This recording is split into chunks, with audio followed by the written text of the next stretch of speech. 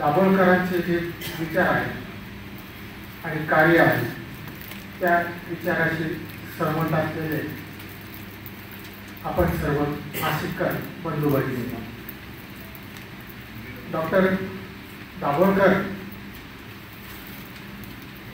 हे जरी डॉक्टर असले तरी ते सामाजिक डॉक्टर जास्त होते. त्यांनी एक 10 वर्ष फक्त डॉक्टरकीचा व्यवसाय केला MBBS झाल्यानंतर. त्यांच्या शालेय जीवनामध्ये ते उत्कृष्ट कबड्डीपटू होते. महाविद्यालय जीवनामध्ये त्यांनी नॅशनल लेवलपर्यंत कबड्डीच्या खेळाडू म्हणून नावलौकिक कमावला. त्यानंतर वैद्यकीय शिक्षण घेतलं त्यांनी. वैद्यकीय शिक्षणानंतर काही वर्ष 70 ते 80 मध्ये त्यांनी वैद्यकीय व्यवसाय केला आणि मग हा व्यवसाय करत असताना त्यांच्या असं लक्षात आलं की समाजामध्ये जी अंधश्रद्धा आहे, रूढी परंपरा आहे आणि त्याचा परिणाम जो समाजावर होत आहे तो दूर करण्यासाठी आपण काहीतरी वेगळं केलं पाहिजे. आणि ह्या भूमिकेतून त्यांनी डॉक्टरी व्यवसाय सोडला आणि मग ते पूर्ण वेळ समाजासाठी वेगवेगळे विषय घेऊन काम करत राहिले. अंधश्रद्धा निर्मूलन समितीची स्थापना त्यांनी 1989 मध्ये केली आणि त्यानंतर समाजामध्ये अंधश्रद्धेमुळं जी बोवाबाजी आहे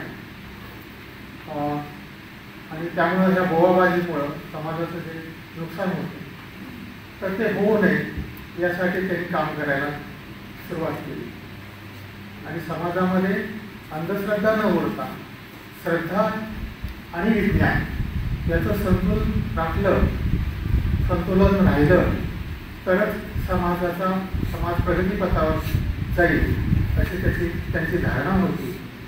आणि मग अंधश्रद्धा निर्मूलन समितीची स्थापना केल्यानंतर त्यांनी जे काम उभं केलं त्याच्यामध्ये अंधश्रद्धा निर्मूलनाचा कायदा हा पास करण्यासाठी हा विधानसभेमध्ये पारित करण्यासाठी त्यांनी प्रचंड मेहनत घेतली. त्याचबरोबर त्यांनी वेगवेगळ्या पद्धतीनं समाज प्रबोधन आणि जनजागृती सुद्धा केली. हे करीत असताना विवेक विचार या मासिकातून त्यांनी लेखन केलं.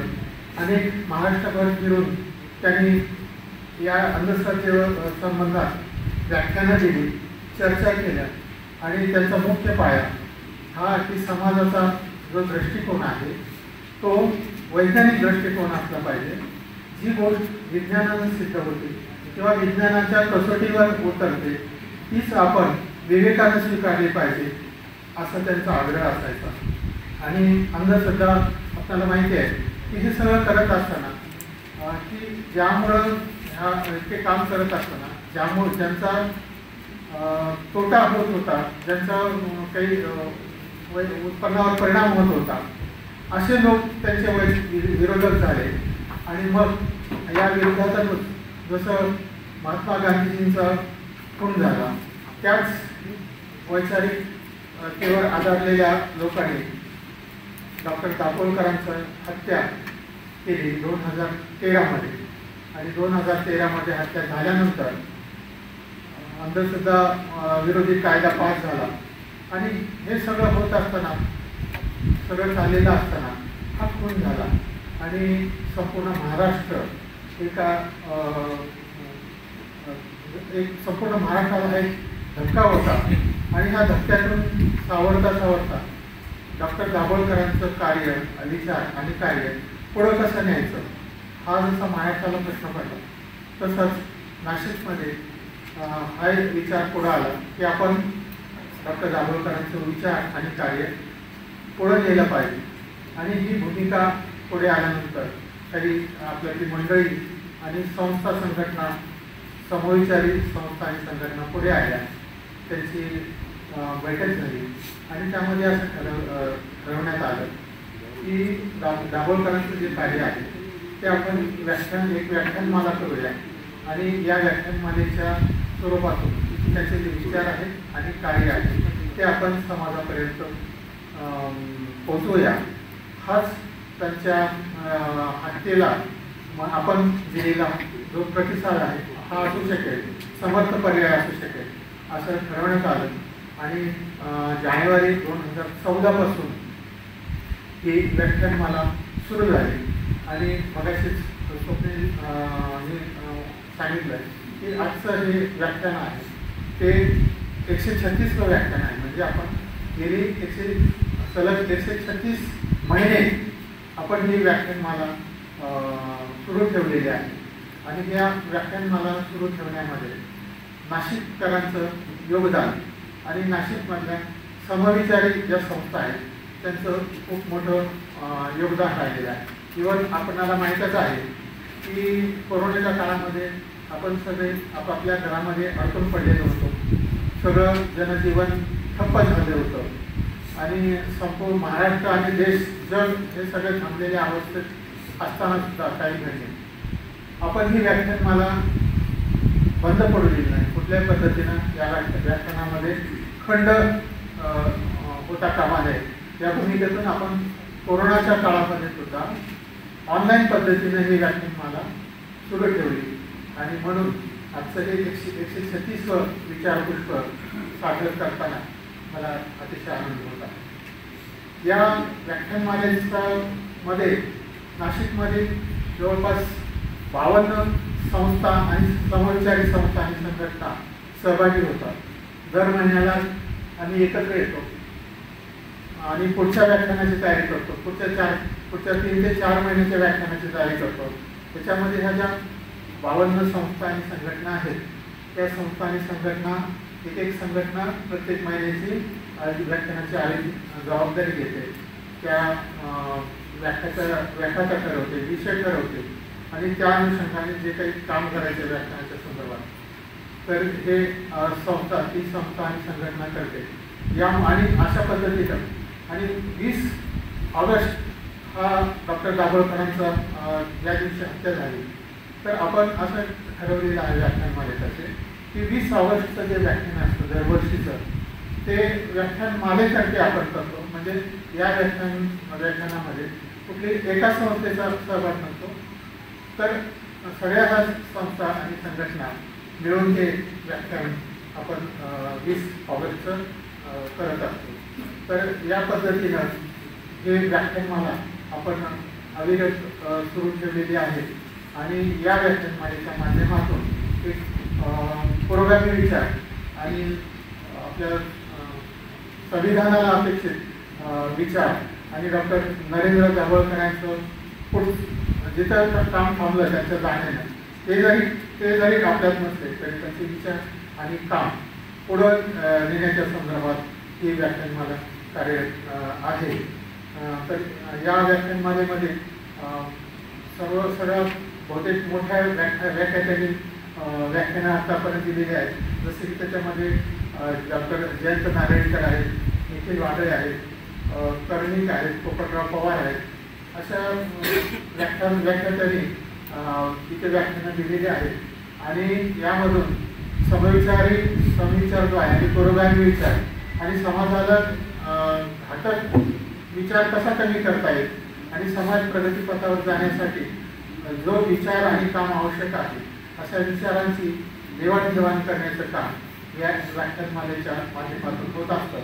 या 136व्या व्याख्यानासाठी इतर भोसेकर सर आले आणि त्यांचं मी मनपूर्वक स्वागत करतो. आणि या दलित अखिल भारतीय दलित अधिकार आंदोलनाचे मनोहर पगारीकर, महादेव पुरेसे आणि आपण सर्व उपस्थित यांचं पुन्हा एकदा मी मनपूर्वक स्वागत करतो आणि पुढची सूत्र स्वप्नील करी देतो. धन्यवाद. धन्यवाद सर. विविध समविचारी संस्था संघटनांच्या माध्यमातून या विविध व्याख्यानमालेचं कार्य कशा प्रकारे चालतं याचा अतिशय विस्तृत असा परिचय आपण या ठिकाणी करून दिला. यानंतर संस्थेचा परिचय करून देण्यासाठी मी महादेव खुळे यांना मी विनंती करतो की आपण विचारपीठावर यावं.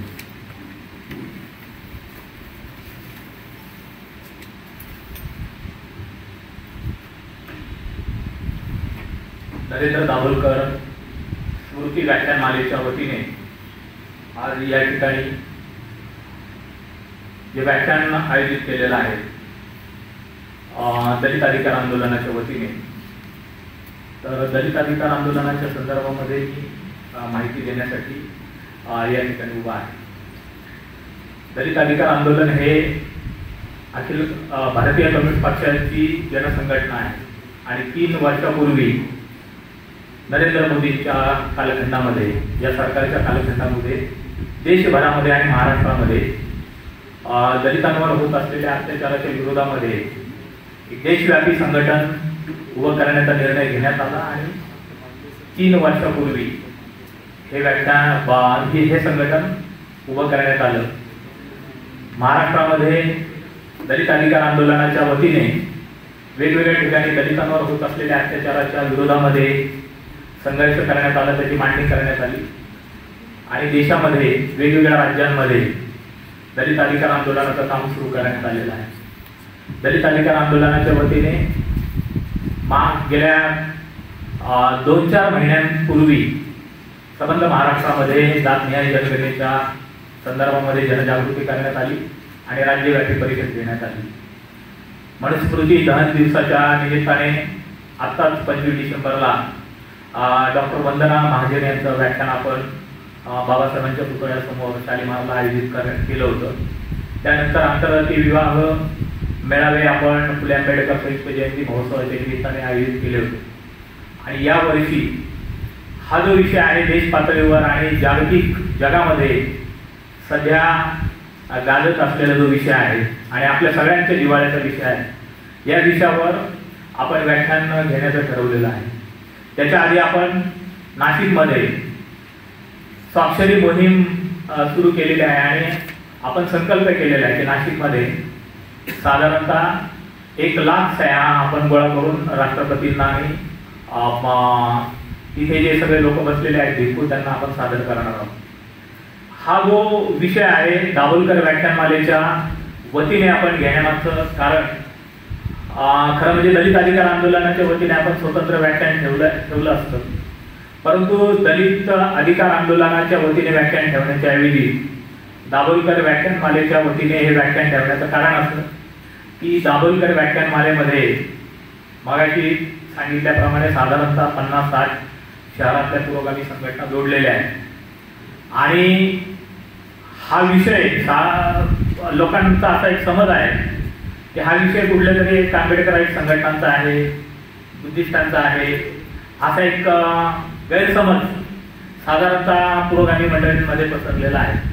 तो गैरसमज दूर व्हावा आणि त्यांना या विषयाच्या संदर्भामध्ये माहिती मिळावी म्हणून आपण दाभोलकर व्याख्यानमालेच्या वतीने एक प्रबोधन व्हावं म्हणून दाभोलकर व्याख्यानमालेच्या वतीने आपण हा कार्यक्रम ठेवलेला आहे.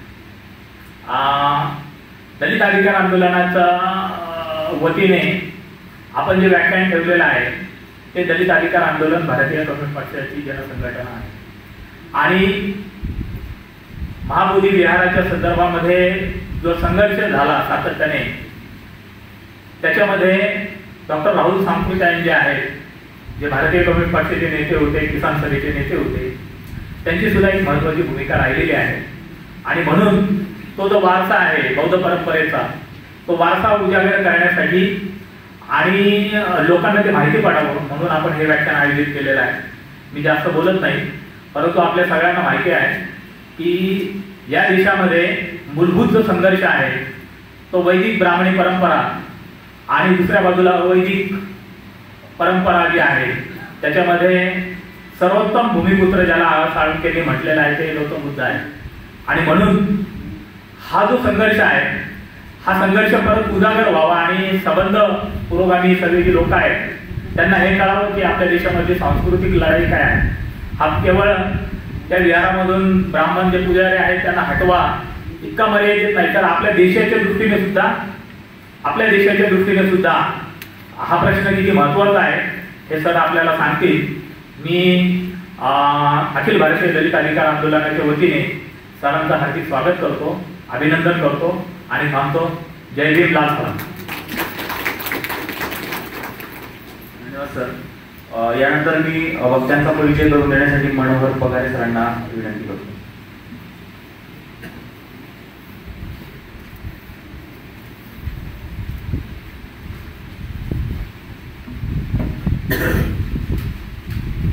आज महाबोधी महाविहार इतिहास आणि वर्तमान या विषयावरती जे आपल्याला वक्ते लाभलेले आहेत त्यांचा तसा परिचय संपूर्ण महाराष्ट्रभर आणि देशभर आहे. मी फक्त औपचारिकता म्हणून मी त्यांचा परिचय करून देत आहे. अतुल मुरलीधर भोसेकर, शिक्षण त्यांचं BSc physics, specialization technology, MA Pali आणि बौद्धाध्ययन, सावित्रीबाई फुले पुणे विद्यापीठ, प्रथम क्रमांक, सुवर्ण पदक विजेते आहे. त्याचबरोबर त्यांच्या कार्याचा आढावा जर आपण बघितला तर नाशिकमध्ये सावित्रीबाई फुले पुणे विद्यापीठाच्या साहाय्याने गेली 17 वर्षापासून पाली भाषेचे वर्ग चालविले आणि बुद्धकालीन लिपीचं अध्ययन आणि अध्यापन, सम्राट अशोकाची ब्रह्मलिपी जवळजवळ 2,500 मुलांना शिकविली, जो एक जागतिक उपक्रम म्हणून Limca book of the world रेकॉर्डमध्ये त्याची नोंद झालेली आहे. आणि सांस्कृतिक मंत्रालय, भारत सरकारच्या राष्ट्रीय पांडुलिपी मिशन यांच्या सहकार्यातून उत्तर महाराष्ट्रात प्रथमच प्राचीन लिपींची कार्यशाळेचे यशस्वी आयोजन केलेले आहे. त्याचबरोबर बुद्धिस्ट आर्किओलॉजी हा कोर्स सर्वात प्रथम त्यांनी सुरू केला, जो आता अनेक विद्यापीठांमध्ये शिकवला जातो. बौद्ध संस्कृतीवरती आधारित भारतातील पहिले पाली मराठी भाषेतील नाटक अहम त्रिपिटक वदामी याचं लेखन केलं, सादरीकरण महाराष्ट्र नाट्य परिषदेमध्ये करण्यात आलं आणि त्याला प्रथम क्रमांक मिळालेला आहे. त्याचबरोबर नाशिकमध्ये 3 दिवसीय आंतरराष्ट्रीय धर्मनिरपेक्षता संमेलनाचं आयोजन केलं, याचे अध्यक्ष परमपूज्य दलाई लामा यांनी घोषवले होते. गेली 25 वर्ष महाराष्ट्रातील 1100 बुद्ध लेणींवरती संशोधन व त्यांचा संरक्षण व संवर्धन विषयी काम, तसेच प्रत्यक्ष कार्यशाळेचा प्रचार आणि प्रसार चालू आहे. अनेक लेखक, अनेक लेख, भाषणे, अनेक वर्तमानपत्रात प्रसिद्ध आहेत. गेली 25 वर्षे महाराष्ट्रातील प्रदेशात भगवान बुद्ध, संत कबीर आणि डॉक्टर बाबासाहेब आंबेडकर यांच्या विचारांच्या व्याख्यानातून प्रचार आणि प्रसार सतत चालू आहे. त्यांनी लिहिलेली काही पुस्तकं आहेत, त्यामध्ये त्रिरश्मी बुद्धलेणी, नाशिकच्या बुद्धलेणीचे एक संपूर्ण माहिती ग्रंथ आहे. परत धार्मिक संग्रह आहे, 7व्या शतकातील नेवारी लिपी आणि संस्कृत भाषेतील ग्रंथ संपादित केलेले आहे. धम्मलिपी, अशोकाच्या लिपीचा शोध ग्रंथ पण लिहिलेला आहे त्यांनी. नाशिक त्रिरश्मी केव्ज हा आंतरराष्ट्रीय इंग्रजी आवृत्ती म्हणून त्यांनी काढलेली आहे. अनागरिक धम्मपाल आणि महाबोधी महाविहाराचा लढा त्यांनी मराठी भाषेमध्ये लिहिलेला आहे. महाबोधी महाविहार का संघर्ष या नावाने हिंदीमध्ये लिखाण केलेलं आहे. त्याचबरोबर महापरिनिर्वाण यात्री, बुद्धांच्या आयुष्याशी निगडीत स्थळांची आत्मकथा त्यांनी लिहिलेली आहे. सिंसपाची पाने बौद्ध संस्कृतीवरचे लेख आहेत. येत्या काही वर्षात महाराष्ट्रातील सर्व बुद्ध लेणींवर संशोधित ग्रंथ प्रसिद्ध करण्याचा त्यांचा मानस आहे. आणि ते काही संस्थांचे अध्यक्ष आणि संस्थापक पण आहेत. त्या पुढीलप्रमाणे बौद्ध साहित्य प्रसारक मंडळ आणि डायरेक्टर म्हणून ट्रिबल्स प्राचीन भाषावरील संशोधन संस्था, आणि ते नाशिकमध्येच राहतात.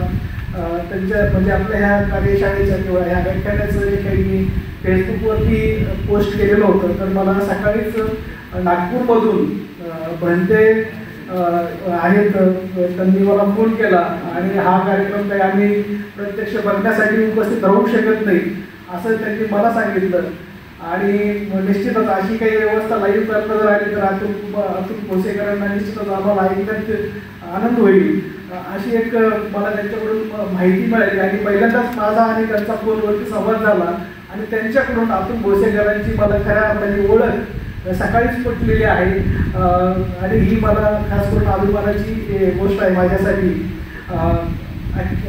डॉक्टर नरेंद्र दाभोळकर विवेक व्याख्यानमाला या व्याख्यानमालेमध्ये आणि सहभागी संस्था म्हणून भारतीय दलित अधिकार आंदोलन गेल्या अनेक वर्षापासून काम करत आहोत. हे या व्याख्यानमालेमध्ये दुसरं व्याख्यान आयोजित केलेलं आहे आपण संघटनेच्या वतीनं. आणि मी नरेंद्र दाभोळकर व्याख्यानमालेचा ऋणी राहील की त्यांनी आम्हाला या विषयावरती किंवा इथून पुढील काही विषयांवरती सुद्धा सामाजिक असतील किंवा कुठल्या एखाद्या समाजाभिमुख जे काही विषय असतील तर ते घेण्यासाठी निश्चित संधी देतील. त्याबद्दल मी त्यांचा आभार व्यक्त करतो आणि इथे थांबतो. जय भीम, लाल सलाम, धन्यवाद सर. सर आपण सांगितल्याप्रमाणे आपण व्हिडिओ रेकॉर्डिंग देखील या विवेक व्याख्यानमालेचं करतो आणि आपलं डॉक्टर नरेंद्र दाभोळकर विवेक व्याख्यानमाला या नावाचं एक यूट्यूबला पेज आहे. ते आपण सगळ्यांनी जर सबस्क्राईब केलं तर आजचा हा सगळा कार्यक्रमाचा आपण त्या ठिकाणी बघू शकता. आता आपण या ठिकाणी मूळ विषयाकडे वळणार आहोत. पण त्या अगोदर सर्वांना एक सूचना आहे की आपल्याकडे एक वही आहे. ती वही सगळ्यांपर्यंत पोहोचवून आपलं नाव, आपला मोबाईल नंबर त्या ठिकाणी द्यायचा आहे, जेणेकरून वेळोवेळी दर महिन्याच्या 20 तारखेला जी विवेक व्याख्यानमाला होते त्याच्या अपडेट्स आणि त्याच्या व्हिडिओच्या लिंक्स वगैरे असतील त्या आपल्यापर्यंत पोहोचवायला हा आमचा एक प्रयत्न असतो. मी यानंतर अतुल भोसेकर सरांना या ठिकाणी विनंती करतो की आपण व्याख्यानाला सुरुवात करावी. मी भोसेकर सरांचं स्वागत करण्यासाठी अखिल भारतीय दलित अधिकार आंदोलनाचे शहर सचिव कॉम्रेड सचिन, जिल्हा सचिव कॉम्रेड राजीव सिरसाट, कार्यकारिणी सदस्य राजाराम थोरात आणि नेता पगारे, शरद आहिरे त्यांना विनंती करतो की त्यांनी एक आपली प्रास्ताविकेची फ्रेम भेट देऊन डॉक्टर भोसेकरांचं स्वागत करावं.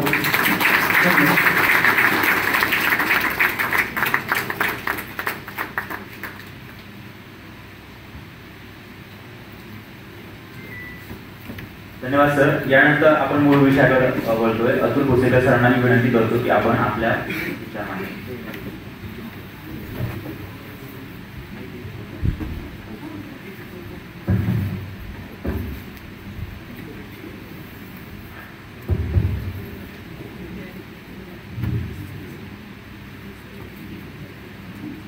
कालकथित डॉक्टर नरेंद्र दाभोळकर कलबुर्गी, कॉम्रेड गोविंद पानसरे आणि गौरी लंकेश यांच्या स्मृतीला मनपूर्वक वंदन.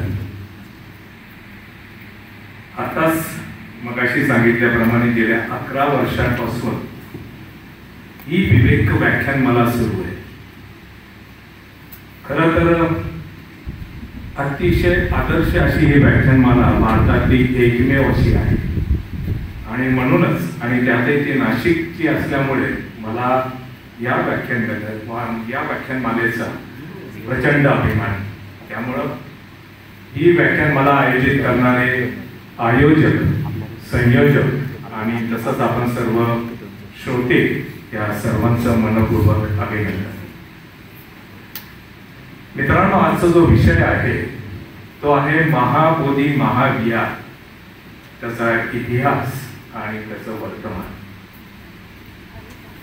मुळातच भारतातल्या सर्वात प्राचीन वास्तूवर चर्चा तर आपण केली पाहिजे की मात्र संशोधनात्मक म्हणजे त्याच्यावर रिसर्च झालं पाहिजे, त्याच्यावरचे नवीन नवीन काय पैलू दिसले पाहिजे.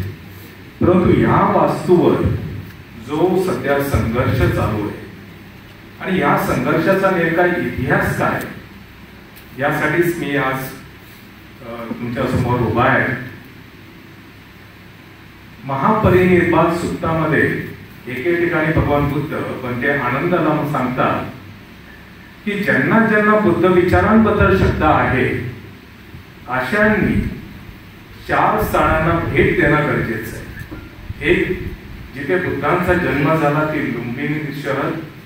दुसरं, जिथं त्यांना संबोधी प्राप्त झाली ते बुद्धगया. तिसरं, मृगदावन, जिथं त्यांनी सगळ्यात पहिल्यांदा धम्मचक्र प्रवर्तन केलं. आणि चौथं, कुशीनारा, जिथं त्यांचं महापरिनिर्वाण झालं.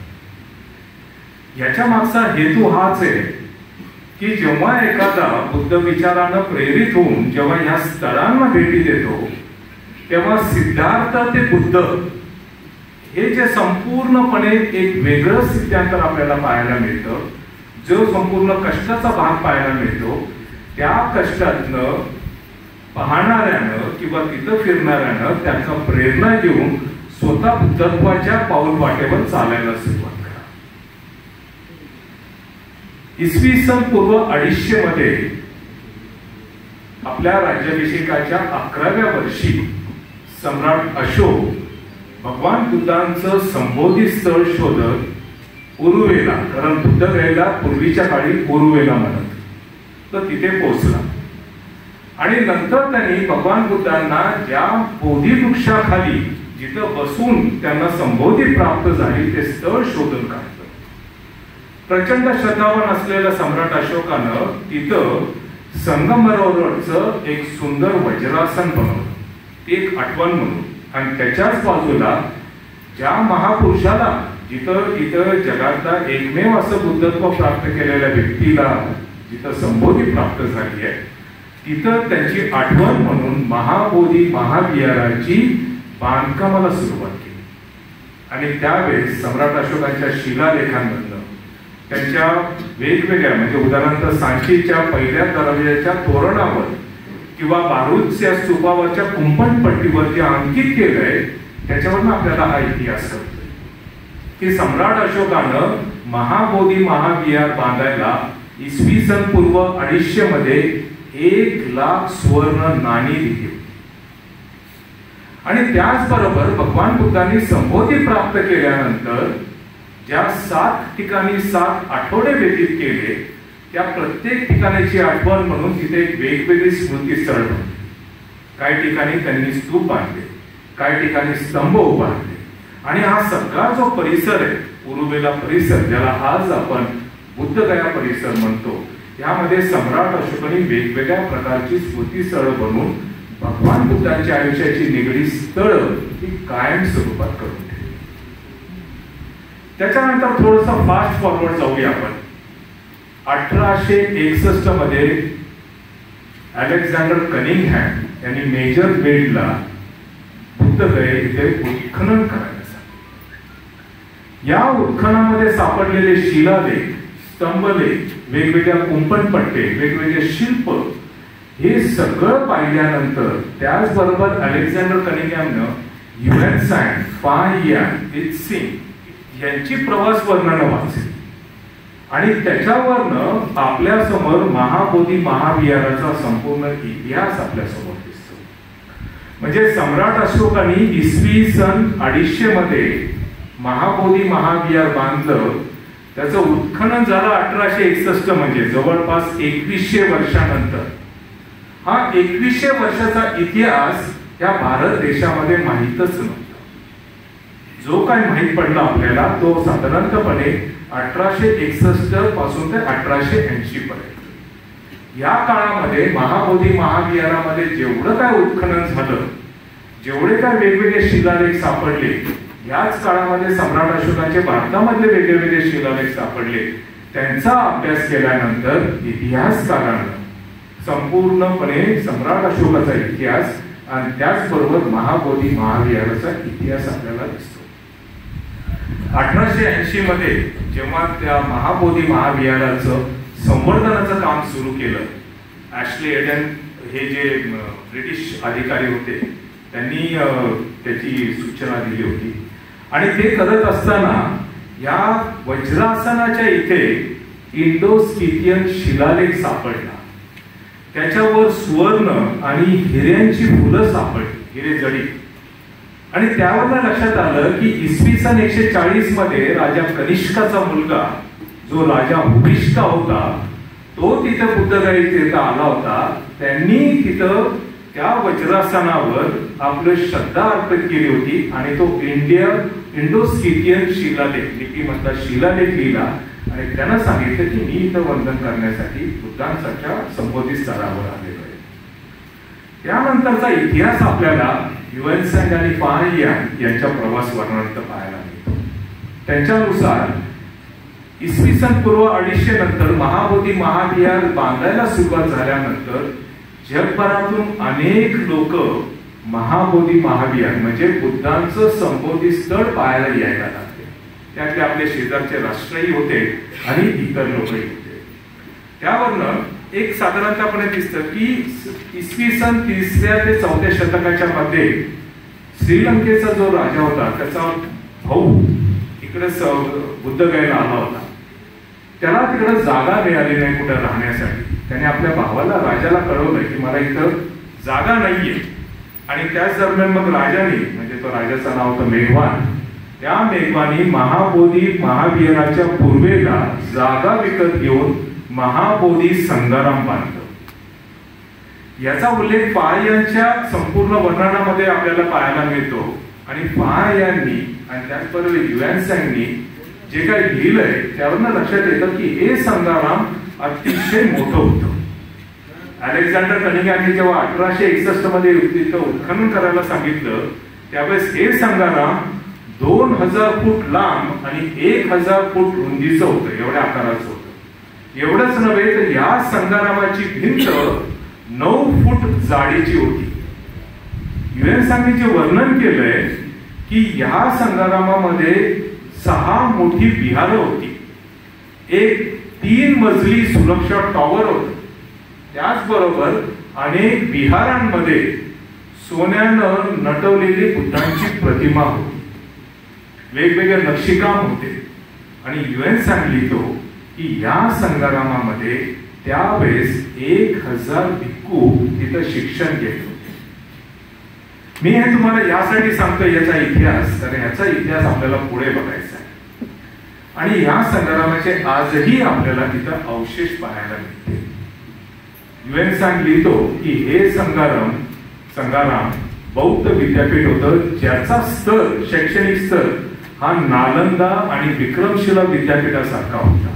त्यावरून आपण अंदाज बांधू शकतो की याचा स्तर केवढा चांगला होता. एवढंच नव्हे तर बौद्ध साहित्यातले आचार्य समजले गेलेले आचार्य बुद्धघोष श्रीलंकेला जाण्यापूर्वी काही काळ महाबोधी संगाराम मध्ये त्यांनी व्यतीत केला होता. आणि इथेच बसून त्यांनी ज्ञानोदय आणि अठ्ठसालिनी हे ग्रंथ लिहिले होते. मित्रांनो, साधारणतःपणे इसवी सन 6व्या शतकामध्ये बंगालचा राजा शशांक जो बौद्ध धर्माचा द्वेष करणारा होता, त्यानं हे महाबोधी महाविहार आणि महाबोधी वृक्ष ही तोडण्याची आज्ञा दिली होती. त्यावेळेस त्याच्या शेजारचा कामरूपचा जो राजा होता त्याला जेव्हा हे कळालं त्याने खूप शिताफीनं, ज्याला आज आपण पॉलिटिकल डिप्लोमॅसी म्हणतो, अशी प्रकारची पद्धत वापरून हे महाबोधी विहार संरक्षित केलं. त्याचबरोबर बोधी वृक्षाच्या भोवती 25 फुटांचं एक कुंपण बांधलं. जे सम्राट अशोकाने बांधलं होतं त्याला त्याने अजून व्यवस्थितपणे केलं होतं. नंतर साधारणतःपणे 637 मध्ये युएनसांग आला आणि त्यानं महाबोधीचं वर्णन करताना म्हटलं की महाबोधीच्या प्रवेशद्वारावर एक भव्य असा 3 मजली मंडप होता, त्या काळी बांधला होता, जो ब्रह्मदेशाचा राजा साडो याने तो दानातनं बांधला होता. एवढंच नव्हे तर युएनसांग लिहितो की इथं अनेक राजांनी, इथं अनेक श्रेष्ठींना म्हणजे व्यापाऱ्यांना प्रचंड प्रमाणात दान दिलं. जे 1880 मध्ये जेव्हा त्याचं संवर्धन करायला लागलो तेव्हा लक्षात आलं की काही अनामिक दानदात्यांनी इथं वेगवेगळे प्रकारचं दान दिलं. एक खूप सोपं आणि मला आवडणारं उदाहरण म्हणजे एका दानदात्यानं रोज संध्याकाळी महाविहार मध्ये जे दीपदान व्हायचं त्या दीपदानाला तूप कमी पडू नये म्हणून या महाविहाराला 300 गायी दान दिल्या होत्या. आणि असा स्पष्ट उल्लेख आपल्याला त्या शिलालेखामध्ये मिळतो. म्हणजे इसवी सन 4थ्या शतकापासून तर इसवी सन 17व्या शतकापर्यंत या महाविहाराला अनेक प्रकारची दान सतत जगभरातल्या वेगवेगळ्या लोकांकडून येत होती. ब्रह्मदेशाचा राजा जो त्याचं नाव होतं किंजिट्टा याने साधारणतःपणे 11व्या शतकामध्ये जेव्हा महाबोधी महाविहाराचं संपूर्णपणे डागडुजी करण्याचं जेव्हा ठरण्यात आलं त्यावेळेस राजा किंजिट्टानं बर्मावरून जहाज भरून सोनं हिरं मानके हे संपूर्णपणे पाठवलं का तर महाबोधी महाविहाराला कुठेही 1 रुपया म्हणजे आत्ताच्या भाषेत कमी पडू नये आणि हे सर्व आपल्याला तिथं सापडलेल्या शिलालेखांमध्ये वाचायला मिळतं. साधारणतःपणे मित्रांनो या 15व्या एक लोकांचा एक गैरसमज आहे की 12व्या शतकामध्ये मुस्लिम आक्रमणामुळे महाबोधी महाविहार नष्ट झालं आणि बौद्ध धर्म ऱ्हासाला गेला. ऐतिहासिक दृष्ट्या जर पाहिलं किंवा पुरातत्वीय दृष्टिकोनातून जर पाहिलं तर अतिशय चुकीचं मत आहे. कारण मुस्लिम आक्रमण भारतामध्ये 1199 साली नक्कीच झालं होतं, परंतु महाबोधी महाविहार थोडीफार तिथं लुटीचं चोरीचं प्रकरण घडली, पण महाबोधी महाविहार काय ध्वस्त झालं नाहीये किंवा बौद्ध भिक्खू देखील कुठे पळून गेले नाहीये. त्याचं कारण असं की त्याच वेळे 1310 मध्ये जेव्हा तिबेटवरनं आणि चायनावरनं काही बौद्ध भिक्खू आले तर तेव्हा त्यांना या महाबोधी संग्रामामध्ये 300 भिक्खू सिंहली भिक्खू अध्ययन करताना सापडले. त्यामुळे असं आपण म्हणू शकत नाहीये की मुस्लिम आक्रमणामुळे महाबोधी महाविहाराचं खूप मोठी काही पद्धत झाली किंवा तिथं खूप मोठं ध्वस्त झालं किंवा तिथं खूप मोठी चोरी झाली असं काही नाही. साधारणतःपणे 15व्या शतकामध्ये भारतामध्ये असलेली अस्थिर राजकीय परिस्थितीमुळे जगभरातले जी लोक जी महाबोधी महाविहाराला भेट देण्यासाठी येत होती ते काही येऊ शकले नाही. त्याचं महत्वाचं कारण म्हणजे अपुरी संसाधनं होती. त्याचबरोबर इथलं जे राजकीय वातावरण जे होतं ते युद्धजन्य परिस्थिती निर्माण झाली होती आणि लोकांना वाटलं आपला जीव धोक्यात कशाला घालावा. मात्र हे जेव्हा होत होतं तेव्हा त्यांच्या देशातल्या राजांनी एक वेगळीच युक्ती लढवली. अनेक राजांनी म्हणजे उदाहरणार्थ बर्माच्या राजांनी स्थापत्य म्हणजे इंजिनियर्सला पाठवलं आणि महाबोधी महाविहाराच्या संपूर्ण एरियाचं त्यांनी नकाशा उतरून काढला आणि तसा बर्मामध्ये त्यांनी महाबोधी महाविहार उभं केलं. श्रीलंकाच्या राजाने तसंच केलं, तिबेटमध्ये तसं झालं, चीनमध्ये तसं झालं, या बाजूला आपल्या इकडे तिबेट बर्मामध्ये तसं झालं, थायलंडमध्ये तसं. थायलंडमध्ये तर 3 ठिकाणी महाबोधी महाविहार वेगवेगळ्या प्रकारे उभी करण्यात आली. एवढेच नव्हे तर थायलंडच्या राजानं श्रीलंकेवरनं महाबोधीची वृक्षाची फांदी आणली आणि ज्या प्रकारे ज्या काटकोनामध्ये महाबोधीचं वृक्ष आपल्याला बुद्धगयेमध्ये दिसतं तशाच प्रकारे थायलंडमध्ये लावले. त्याचं कारण एकच होतं, त्याच्या मागचा हेतू की आपली लोक, माझ्या राज्यातली लोक जर बुद्धगयेला जाऊ शकत नाही तर कमीत कमी बुद्धगयेची प्रतिमा त्यांच्यासमोर मी इथे उभी करतोय.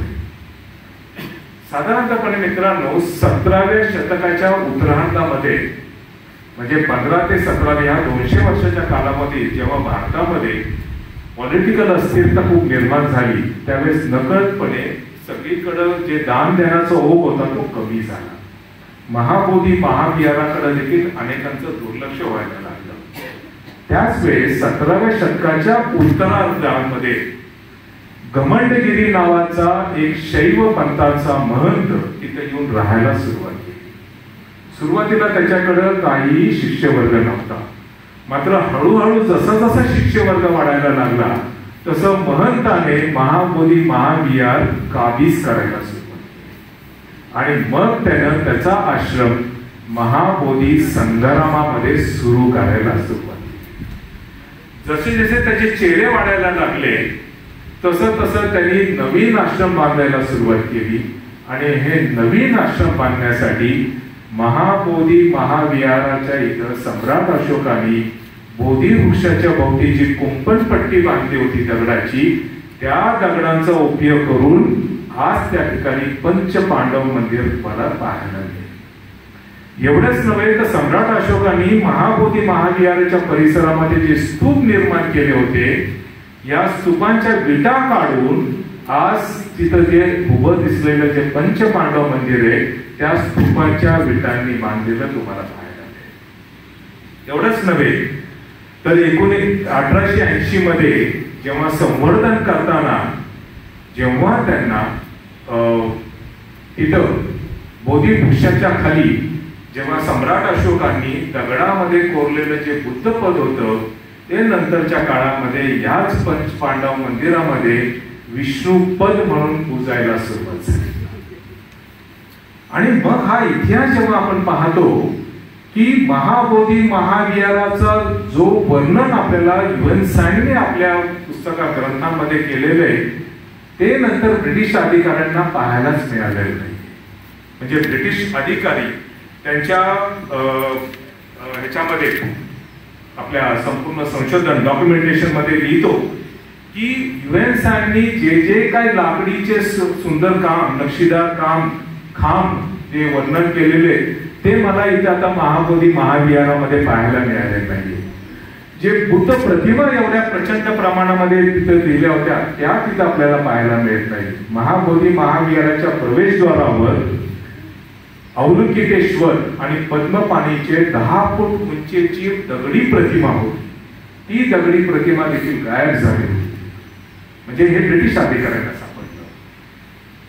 आणि हे चालू असताना त्यावेळेस सर अर्नॉल्ड ज्यांनी लाईट ऑफ एशिया ही कादंबरी लिहिली आणि ज्याच्यामुळे जगभरामध्ये बुद्धांचे विचार पोहोचले, हे जेव्हा महाबोधी महाविहाराच्या भेटीसाठी आले आणि त्यांनी जेव्हा इथली परिस्थिती पाहिली तर ते खूप उद्विग्न झाले. आणि श्रीलंकेमध्ये गेल्यानंतर त्यांनी तिथल्या लोकांना, कारण श्रीलंकेमध्ये सगळे बौद्ध धर्मीय देश येतो, तिथल्या लोकांना सांगितलं की महाबोधी महाविहाराची दुर्दशा केवढी झाली ते पहा आणि कदाचित तुम्ही याच्या संवर्धनासाठी पुढे येऊन याचं काम करा. त्याच वेळेस 1891 साली एक तरुण की जो बौद्ध धर्माने प्रेरित झाला होता, बुद्ध विचारांना प्रेरित झाला होता आणि गृहत्याग करून त्यांनी ठरवलं होतं की मी इथून पुढं बौद्ध धर्माचा प्रचार व प्रसार करेल. असा धम्मपाल हा आपल्या मित्राबरोबर, जॅकमनचा मित्र होता भिक्खू गुणरत्ने, त्यांच्या बरोबर तो महाबोधी महाविहाराला सगळ्यात पहिल्यांदा भेटण्यासाठी येत होता. भेट द्यायची होती त्याला, बुद्धांची भूमी पाहिजे होती. जेव्हा ते गयेवरनं बुद्धगयेला येत होते तेव्हा त्यांना रस्त्याच्या मध्ये अनेक ठिकाणी खंडित झालेल्या बुद्ध प्रतिमा पाहायला मिळाल्या. अनागारिक धम्मपाल लिहितात की ते पाहतानाच मला खूप दुःख झालं. आणि जेव्हा ते महाबोधी महाविहाराच्या परिसरात पोहोचले, म्हणजे बुद्धगयेला पोहोचले, त्यांना प्रचंड दुःख झालं. कारण अनेक बुद्ध शिल्प जे आहेत, बुद्ध प्रतिमा जे आहेत, त्या तिथल्या गावकऱ्यांच्या घराच्या भिंतीवर शोपीस म्हणून प्लास्टर केलेलं त्यांना पाहायला मिळालं. अनागारिक धम्मपालांना तर पुढे आणखी मोठा धक्का बसला की गावच्या विहिरीवर जेव्हा आपण पाणी शेंदत असतो तो वजनासाठी दगड वापरायचा असतो. काही विहिरींमध्ये बुद्धांच्या प्रतिमा ह्या वजनाचा दगड म्हणून वापरण्यात आल्या होत्या. एवढंच नव्हे तर या महंताच्या आश्रमाच्या बाहेर भगवान बुद्धांची कमरेपर्यंत जमिनीत गाडलेली मूर्ती त्यांना दिसली अंगणामध्ये. एवढंच नव्हे तर महाबोधी महाविहाराच्या बाजूला असलेल्या स्तूपातले अनेक विटा, सम्राट अशोकाने बांधलेल्या कुंपणपट्टीतले जे शिल्प होते, दगडी शिल्प, हे सगळ्याचे म्हणून त्यांनी त्या आश्रमाच्या वरांडा तयार केला होता. आणि हे पाहून त्यांना प्रचंड दुःख झालं. तर अनागारिक धम्मपाल तसेच आले. त्यांनी वज्रासमोर वज्रासन जे होतं तिथं वंदन केलं आणि प्रतिज्ञा केली की जोपर्यंत महाबोधी महाविहार मी बौद्धांच्या ताब्यात देणार नाहीये तोपर्यंत मी स्वस्थ बसणार. 1891 साली त्यांनी हा लढा सुरू केला. त्यानंतर सतत ते महाबोधी महाविहारात जात राहिले आणि त्यांनी महंताला भेटले आणि महंताला सांगितलं की बाबा ही जागा जी आहे ही बौद्धांची जागा आहे, बौद्धांचं पवित्र श्रद्धास्थान आहे, तुझं इथं काहीच काम नाही, तू ही जागा सोडून जा, भले दुसरीकडे आश्रम बांध. परंतु महंत काय तयार, तो गिरीजोड होता, वंश परंपरेने जे चालू होतं शैवपंथीय, तो काय हटायला तयार नव्हता. अनागारिक धम्मपालांची जर तुम्ही इतिहास पाहिला तर श्रीलंकेतल्या अतिशय श्रीमंत कुटुंबातले ते होते आणि त्याने गृहत्याग केला होता. तर त्यांनी महंताला ऑफर दिली की तुला हवे तेवढे पैसे देतो मी, हवी तेवढी रक्कम देतो, फक्त ही जागा सोड. महंतगिरी मात्र काय त्याला तयार नव्हता. 1895 पर्यंत अनागरिक धम्मपाल त्याच्या मागे लागले होते. ते मात्र रोज जायचे, महाविहारामध्ये जायचे, तिथं वंदना मानायचे आणि परत यायचे. अनेक वेळा महंतांनी त्यांना हाकलून दिलं होतं. त्यांचा जो मित्र होता बौद्ध भिक्खू जपानचा गुणरत्ने, त्यांनी त्यांना म्हणजे अनागरिक धम्मपालांसाठी जपानवरनं 700 वर्ष जुनी काष्ट धातूमधली बुद्ध प्रतिमा पाठवली. हेतू आज की तू इथं तुम्ही त्या मूर्तीची स्थापना करा बुद्ध प्रतिमेची आणि ते रेग्युलर करा. जेव्हा अनागरिक धम्मपाल ही बुद्ध प्रतिमा महाबोधी महाविहारमध्ये स्थापन करायला लागले, तेव्हा महंताची लोक आली. त्यांनी ती काष्ट प्रतिमा त्यांच्या हातातून हिसकून घेतली आणि जमिनीवर फेकून दिली आणि अनागरिक धम्मपालांना हाकलून दिला. नंतर 2 दिवसांनी अनागरिक धम्मपालांना हीच भगवान बुद्धांची काष्ट प्रतिमा महंताच्या अंगणामध्ये भिंतीला लावून ठेवली गेली. त्यावेळेस ते थोडेसे त्रासलेले होते, प्रचंड दुःख झालं होतं. मात्र आणखी दुःख त्यांच्या वाटेला समोर दिसलं की जेव्हा ते परदेशामध्ये महाबोधी महाविहाराचा प्रचार करत, त्याच्यावर ते लिखाण करत होते आणि वर्तमानपत्रामध्ये लिखाण होते आणि प्रवचनासाठी जेव्हा ते बाहेर गेले होते, त्यावेळेस या महाबोधी महाविहारामध्ये काय बर्मीज भिक्खू तिथं वंदना घ्यायला आले. ते जेव्हा तिथं वंदना म्हणत होते त्यावेळेस महंताची लोक लाठी काट्या घेऊन आले आणि त्यांनी त्यांना हुसकून लावलं. ते बिचारे पळत गेले आणि बर्मा गेस्ट हाऊस पूर्वी बुद्धगयेमध्ये होतं, आजही ते आहे. त्या बर्मा गेस्ट हाऊस मध्ये ते जाऊन तिथं थांबले. तिथं थांबल्याबरोबर देखील महंताची लोक जी होती चेले ते त्यांच्या मागे धावले आणि त्यांना लाठा काट्याने बदडून काढले. पोलीस फाईलच्या नोंदणीनुसार बर्मा गेस्ट हाऊसची फरशी रक्तानं माखलेली होती. अनागरिक धम्मपालांना जेव्हा हे कळलं ते तातडीने धावून आले आणि त्यांनी पोलीस कंप्लेंट केली. मात्र खूप काही झालं नाही. 2-4 जणांना फक्त पकडलं, त्यांना ताकी दिली आणि सोडून दिलं. अनागरिक धम्मपालांना समजून आले की हा लढा प्रचंड तीव्र करावा लागेल आणि यासाठी त्यांनी महाबोधी सोसायटीची स्थापना केली, जेणेकरून न्यायिक तऱ्हेनं महाबोधी महाविहारची जी आहे ही या महंताच्या तावडीतनं सुटका करावी. जेव्हा अनागरिक धम्मपाल काही जणांबरोबर जेव्हा तिथं रोज सकाळ संध्याकाळ वंदना करत होते, त्यावेळेस महंताची लोक आली आणि अनागरिक धम्मपालांना प्रचंड मारहाण करून महाबोधी महाविहाराचा परिसर आणि बुद्धगया सोडून जाण्यासाठी त्यांना ताकीद दिली. प्रकरण आता हाताबाहेर गेलं म्हणून अनागरिक धम्मपालांनी शेवटी गयाचे मॅजिस्ट्रेट जे होते MD मॅकफर्सन यांच्याकडे तक्रार दाखल. याच दरम्यान ब्रिटिश अधिकारी जेव्हा महाबोधी महाविहाराच्या सर्वेक्षणासाठी किंवा म्हणू की तिथं जेव्हा वेगवेगळ्या प्रकारची जेव्हा या तक्रारी दाखल व्हायला लागल्या ज्या अनागरिक धम्मपालांनी केल्या, यासाठी त्यांनी वेगवेगळे अधिकारी पाठवले होते की नेमकं सर्वेक्षण करा आणि पाहून घ्या की काय झाले ते. तेव्हा बंगालचे जे त्यावेळेसचे मेजर जनरल होते एडन, हे जेव्हा तिथं आले तर त्यावेळेस महंतानं एक चालूगिरी केली होती. महंताने त्यांना घेऊन प्रत्यक्ष भेटलं आणि सांगितलं की हे जे स्थळ आहे हे हिंदू धर्मीयांसाठी खूप महत्वपूर्ण आहे आणि इथं आम्ही पूजा अर्चना करतो आणि एडन साहेबांना जरा विश्वास बसावा म्हणून त्यांनी महाबोधी वृक्षाखाली तिथं आपल्या चेल्यांना पिंडदान करायला सांगितलं. एडन साहेबांना मात्र या सगळ्या गोष्टीची पार्श्वभूमी माहीत होती. त्यांना माहित होतं हे बौद्ध स्थळ आहे म्हणून त्यांनी त्याच्याकडे दुर्लक्ष केलं.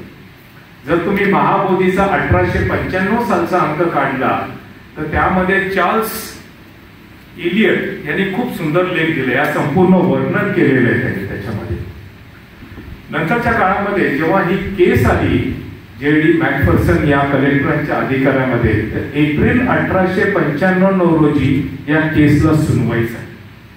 आणि ही केस खूप महत्वाची आहे मित्रांनो, कारण या केस मधनं आपल्या समोर वेगवेगळ्या साक्षी पुरावेद्वारे येतं की महाबोधी महाविहार हे नेमकं कुणाचं स्थळ आहे. आणि काही जणांची जी साक्ष मॅकफर्सनने घेतली हे मुद्दा मी तुम्हाला वाचून दाखवणार आहे. ही केस जेव्हा 8 एप्रिल 1895 साली सुरुवात झाली त्यावेळेस ज्या अनेक साक्षीदार कलेक्टरांनी बोलवले म्हणजे मॅकफर्सन साहेबांनी बोलवले त्यामध्ये एक होते बिपिन बॅनर्जी जे महाबोधी महाविहाराचे मुख्य संरक्षक होते. यांनी आपल्या जबाबात म्हटलंय या महाविहारात कोणी हिंदू पूजा करत नाहीये. मीही शक्यतो महाविहारात जात नाही कारण मी हिंदू आहे आणि माझा धर्म मला तसे करण्यास मनाई करतो. मी बुद्धांची मूर्ती खाली ठेवलेली पाहिली आहे. नुकताच सुट्टीवर आल्यानंतर मी बुद्धांच्या मूर्तीला भगवा कपडा गुंडाळलेला पाहिला. तसेच मूर्तीच्या कपाळावर लाल रंग लावण्यात आला होता व तिथे एक ब्राह्मण पुजारी पूजा करताना दिसला. यापूर्वी कधीही कोणी ब्राह्मण इथे पूजा करायला येत नसे. दुसरी साक्ष महातली सोमंगला हे श्रीलंकेचे भिक्खू होते. त्यांनी लिहिलं की धम्मपालांबरोबर त्या दिवशी महाविहारात होतो जेव्हा महंताच्या लोकांनी आमच्याकडून बुद्ध प्रतिमा हिसकावून घेतली. त्यावेळेस आम्ही कुठलाही प्रतिकार केला नाही.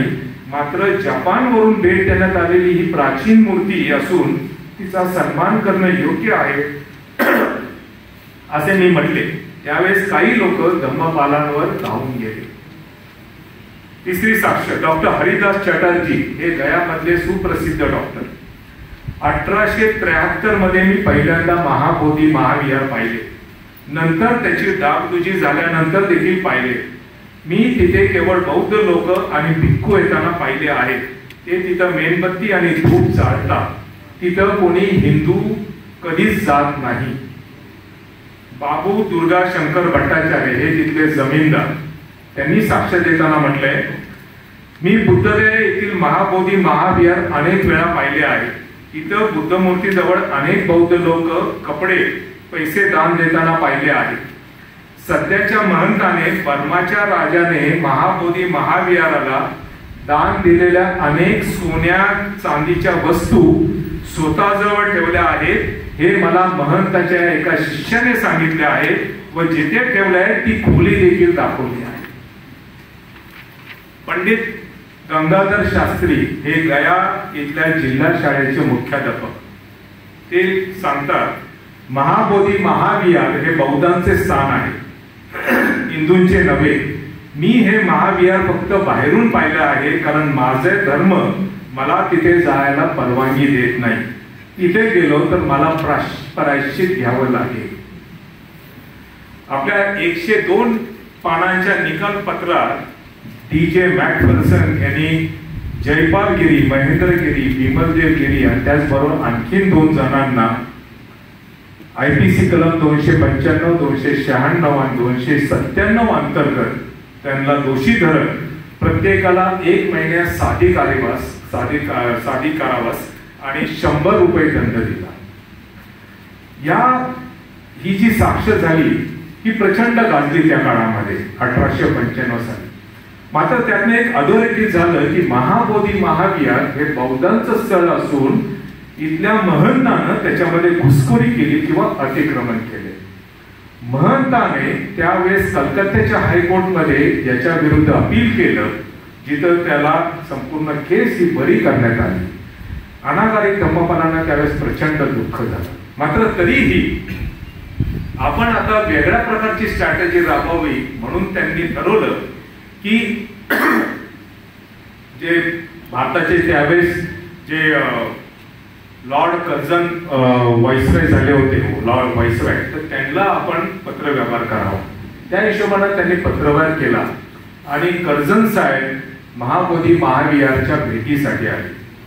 तिथं आले असता महंत त्यांच्या समोर आला आणि महंताने सांगितलं की हे हिंदू मंदिर आणि आमची इथं पूजा अर्चना चालते.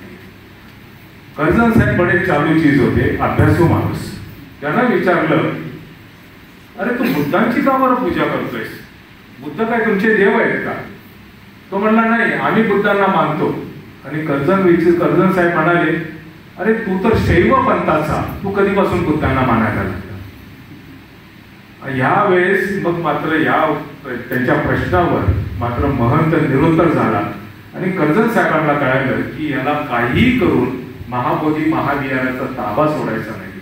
मात्र त्यावेळेची जी परिस्थिती होती त्यानुसार कर्जत साहेबांनी ठरवलं की आपण थोडा वेळ शांततेत घालवावा, कदाचित ब्रिटिश राजनीतीचा तो एखादा भाग असावा म्हणून ते शांत बसले.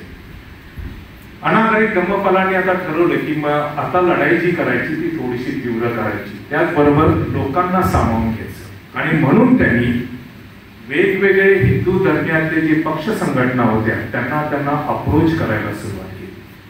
त्यावेळेस मित्रांनो 1922 साली गया इथं अखिल भारतीय काँग्रेसची सभा भरवण्यात आली होती आणि त्यावेळेस अनागरिक धम्मपालांनी तिथं जाऊन महाबोधी महाविहाराची पुस्तिकेचं वाटप केलं आणि त्यावेळेस त्यांनी आग्रह धरला की महाबोधी महाविहार हे बौद्धांचं स्थळ असून ते बौद्धांच्या ताब्यात यावं आणि महंताला तिथून काढून टाकण्यात यावं.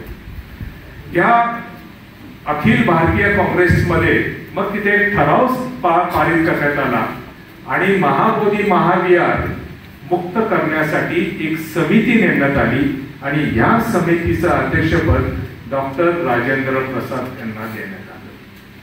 याच वेळेस या समितीमध्ये आणखीन एक व्यक्ती होती ज्यांचं नाव होतं स्वामी रामोदर दास, ज्यांनी पुढे बौद्ध धर्म स्वीकार केला आणि पुढे राहुल सांकृत्या नावानं ते प्रसिद्ध झाले. 1922 साली स्थापन झालेली ही कमिटी आणि त्यांच्या अनेक चर्चा आणि वेगवेगळे राजकीय त्यांची जी गणित होती यामध्ये प्रचंड मोठा वेळ निघून गेला आणि तरी देखील महाबोधी महाविहाराचा प्रश्न काही निकालात लागत नव्हता. 1925 साली अखिल भारतीय काँग्रेस आणि हिंदू महासभेनं एकत्र येऊन हा प्रश्न मिटवावा असं समितीनं ठरवलं. एक प्रचंड उत्थापन इथून पुढे सुरुवात पाहायला मिळते आपल्याला आणि त्यानंतर अनागरिक धम्मपालांनी हिंदू महासभेच्या 4000 सभासदांसमोर महाबोधी महाविहाराचा संपूर्ण इतिहास ठेवला आणि त्यांच्या लक्षात आणून दिलं की महंतांनी इथं अतिक्रमण केलं आणि त्यावेळेस ठराव पारित करण्यात आला की महाबोधी महाविहाराची संपूर्ण जागा त्याचबरोबर तिथं असलेली एक समिती ही बौद्धांची स्थापन करण्यात येणार. मात्र महंतांनी त्याला नकार दिला आणि जागा खाली करण्यास त्यांनी नकार दिला. तो म्हणला मी इथं जाणारच नाही.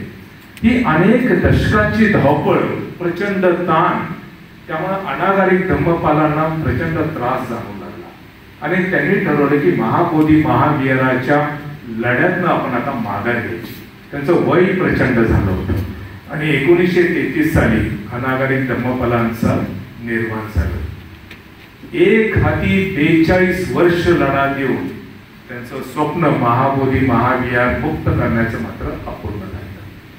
त्यांच्या निर्माणानंतर महाबोधी सोसायटीच्या त्यांच्या सहकार्याने मात्र लढा चालू ठेवला.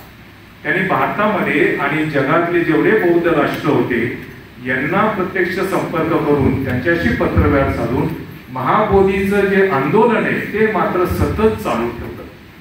याच दरम्यान 1935 साली हिंदू महासभेचं कानपूरमध्ये अधिवेशन होतं आणि त्यावेळेस महाबोधी सोसायटीच्या लोकांनी ठरवलं की तिथं देखील आपण आपला प्रस्ताव मान्य करायचा. हे करत असताना हिंदू महासभेनं त्यावेळेस ठरवलं की महाबोधी महाविहार आपण बौद्धांच्या ताब्यात यावं. मात्र त्यावेळेस अनेक हिंदू साधू लोकांनी त्याला तीव्र विरोध केला आणि हा जो प्रस्ताव आहे तो ठराव पास करण्यापासून त्याला थांबवण्यात आलं. नंतर 6 मार्च 1937 साली राजेंद्र बाबूच्या समितीला आणखीन एक समिती जोडण्यात आली आणि ठरवण्यात आलं की महाबोधीचा प्रश्न निकालात काढावा. त्यावेळेस बर्मा हा जो देश होता स्वातंत्र्यपूर्वी हा भारताचा एक भाग होता. बर्माचे जे प्रधानमंत्री होते त्यावेळेसचे त्या भागातले त्यांनी देखील जवाहरलाल नेहरूंकडे आग्रह धरला होता की महाबोधी महाविहाराचा प्रश्न तुम्ही सोडवावा. नेहरूंना देखील आपल्या शेजारच्या राष्ट्रामध्ये भारताबद्दल आदराचं स्थान मिळवायचं होतं आणि म्हणून त्यांनी राजेंद्र बाबूंना सांगितलं की हा प्रश्न लवकरात लवकर सोडवा. आणि त्यानंतर अनेक प्रकारच्या वेगवेगळ्या मीटिंग झाल्या आणि त्यावेळेस हिंदू महासभेचं आणि राष्ट्रीय काँग्रेसचं ठरवण्यात आलं की एक महाबोधी महाविहारसाठी एक समिती बनवण्यात यावी, ज्याच्यामध्ये 4 बौद्ध असतील, 4 हिंदू असेल आणि अध्यक्ष हे गयाचे कलेक्टर असतील. हा प्रकार जेव्हा बौद्धांना समजला तर त्यांना प्रचंड दुःख झालं, त्रास झाला. त्यांना वाटलं की जे बौद्धांचं स्थळ आहे त्याच्यावर हिंदू महंतांनी म्हणावं किंवा इतर धर्मांचं नेमकं काय काम आहे, कशासाठी असावं. मात्र तरीही आता त्यावेळेस स्वातंत्र्याचा जवळचा तो काळ होता आणि राजेंद्र बाबूंनी सांगितलं होतं की जो नवीन मंत्रिमंडळ तयार होईल त्यांनी लगेच त्याच्यावर निर्णय घ्यावा. 1948 साली महाबोधी मंदिर अधिनियम हा जो प्रस्ताव आहे तो लोकांच्या सजेशनसाठी, सूचनेसाठी लोकांसमोर मांडण्यात आला आणि त्याच्यामध्ये जेव्हा हा प्रस्ताव लिहिला त्यावेळेस लोकांच्या लक्षात आलं की 4 बौद्ध असतील, 4 हिंदू असतील आणि गयाचे कलेक्टर त्याचे अध्यक्ष असतील. तरी देखील बौद्धांना त्या काळामध्ये वाटलं की आपल्याला कमीत कमी काहीतरी स्थान मिळतंय, नंतर आपण याचा लढा आणखी तीव्र करू आणि त्यांनी त्यावेळेस ते मान्य केलं. 1949 रोजी हा अधिनियम बिहार सरकारनं पारित केला आणि त्यानुसार हे काम सुरू झालं. त्यावेळेस 4 महंत, 4 बौद्ध आणि गयाचे जे कलेक्टर होते हे त्याचे अध्यक्ष झाले. मात्र महाबोधी महाविहार हस्तांतर करायला महंतांनी 1953 साल उजाडलं.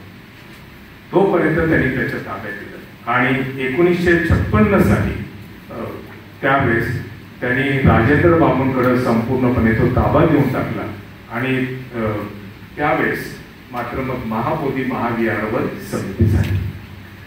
हा जो अधिनियम आहे मित्रांनो, या अधिनियमाचं जर आपण पाहिलं तर प्रत्येक कलम आणि प्रत्येक ठिकाणी बौद्धांसाठी प्रचंड अन्यायकारक आहे. कुठल्याही धार्मिक ट्रस्टची जी संस्था असेल त्याची प्रस्तावना खूप महत्वाची असते. ही प्रस्तावना त्या जागेबद्दल, त्या स्थळाबद्दल किंवा त्या संस्थेबद्दल खूप काही गोष्टी सांगत असते. मात्र या अधिनियमामध्ये भगवान बुद्ध किंवा त्यांना लाभलेलं संबोधी किंवा बौद्ध धम्म याच्याबद्दल काडीचाही उल्लेख आपल्याला सापडत नाही. या अधिनियमाच्या कायद्याच्या कलम क्रमांक 3 प्रमाणे 9 सभासद असतील सभाच्या समितीमध्ये, ज्यापैकी 4 बौद्ध असतील, 4 हिंदू असतील, ज्याच्यामध्ये प्रामुख्यानं बुद्धगयेतील महंत असतील आणि त्यांचा अध्यक्ष हा गयाचा कलेक्टर असेल जो हिंदू असेल. त्यामुळे एक प्रकारे ही कमिटी हिंदू बहुल असेल असं स्पष्टपणे दिसतं. 2013ला बिहार सरकारला जाग आली आणि त्यांना लक्षात आलं की भारतीय राज्यघटना तर धर्मनिरपेक्षता मानते, निदान सरकारी अधिकाऱ्यांमध्ये तरी धर्मनिरपेक्षता पाहिजे. आणि मग त्यांनी हा कलमातला उपकलम रद्द केला आणि मग लिहिलं गयाचा कलेक्टर तो कुठल्याही धर्माचा असेल तरी तो इथला मात्र अध्यक्ष असेल. यामध्ये जर आपण पाहिलं आणि मी याचा तौलिक अभ्यास केला की बाकीचे जे धार्मिक स्थळ आहेत भारतातली त्यांचे अधिनियम नेमकं काय सांगतात, त्यांचे अधिनियम आणि महाबोधी महाविहाराचं अधिनियम याच्यामध्ये फरक काय आहे किंवा त्यांच्यामध्ये समानता आहे की काय.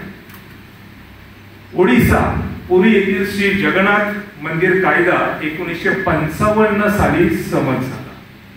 त्याच्यामध्ये स्पष्टपणे या मंदिराच्या थोर हिंदू परंपरेविषयी लिहिण्यात आलेले आहे.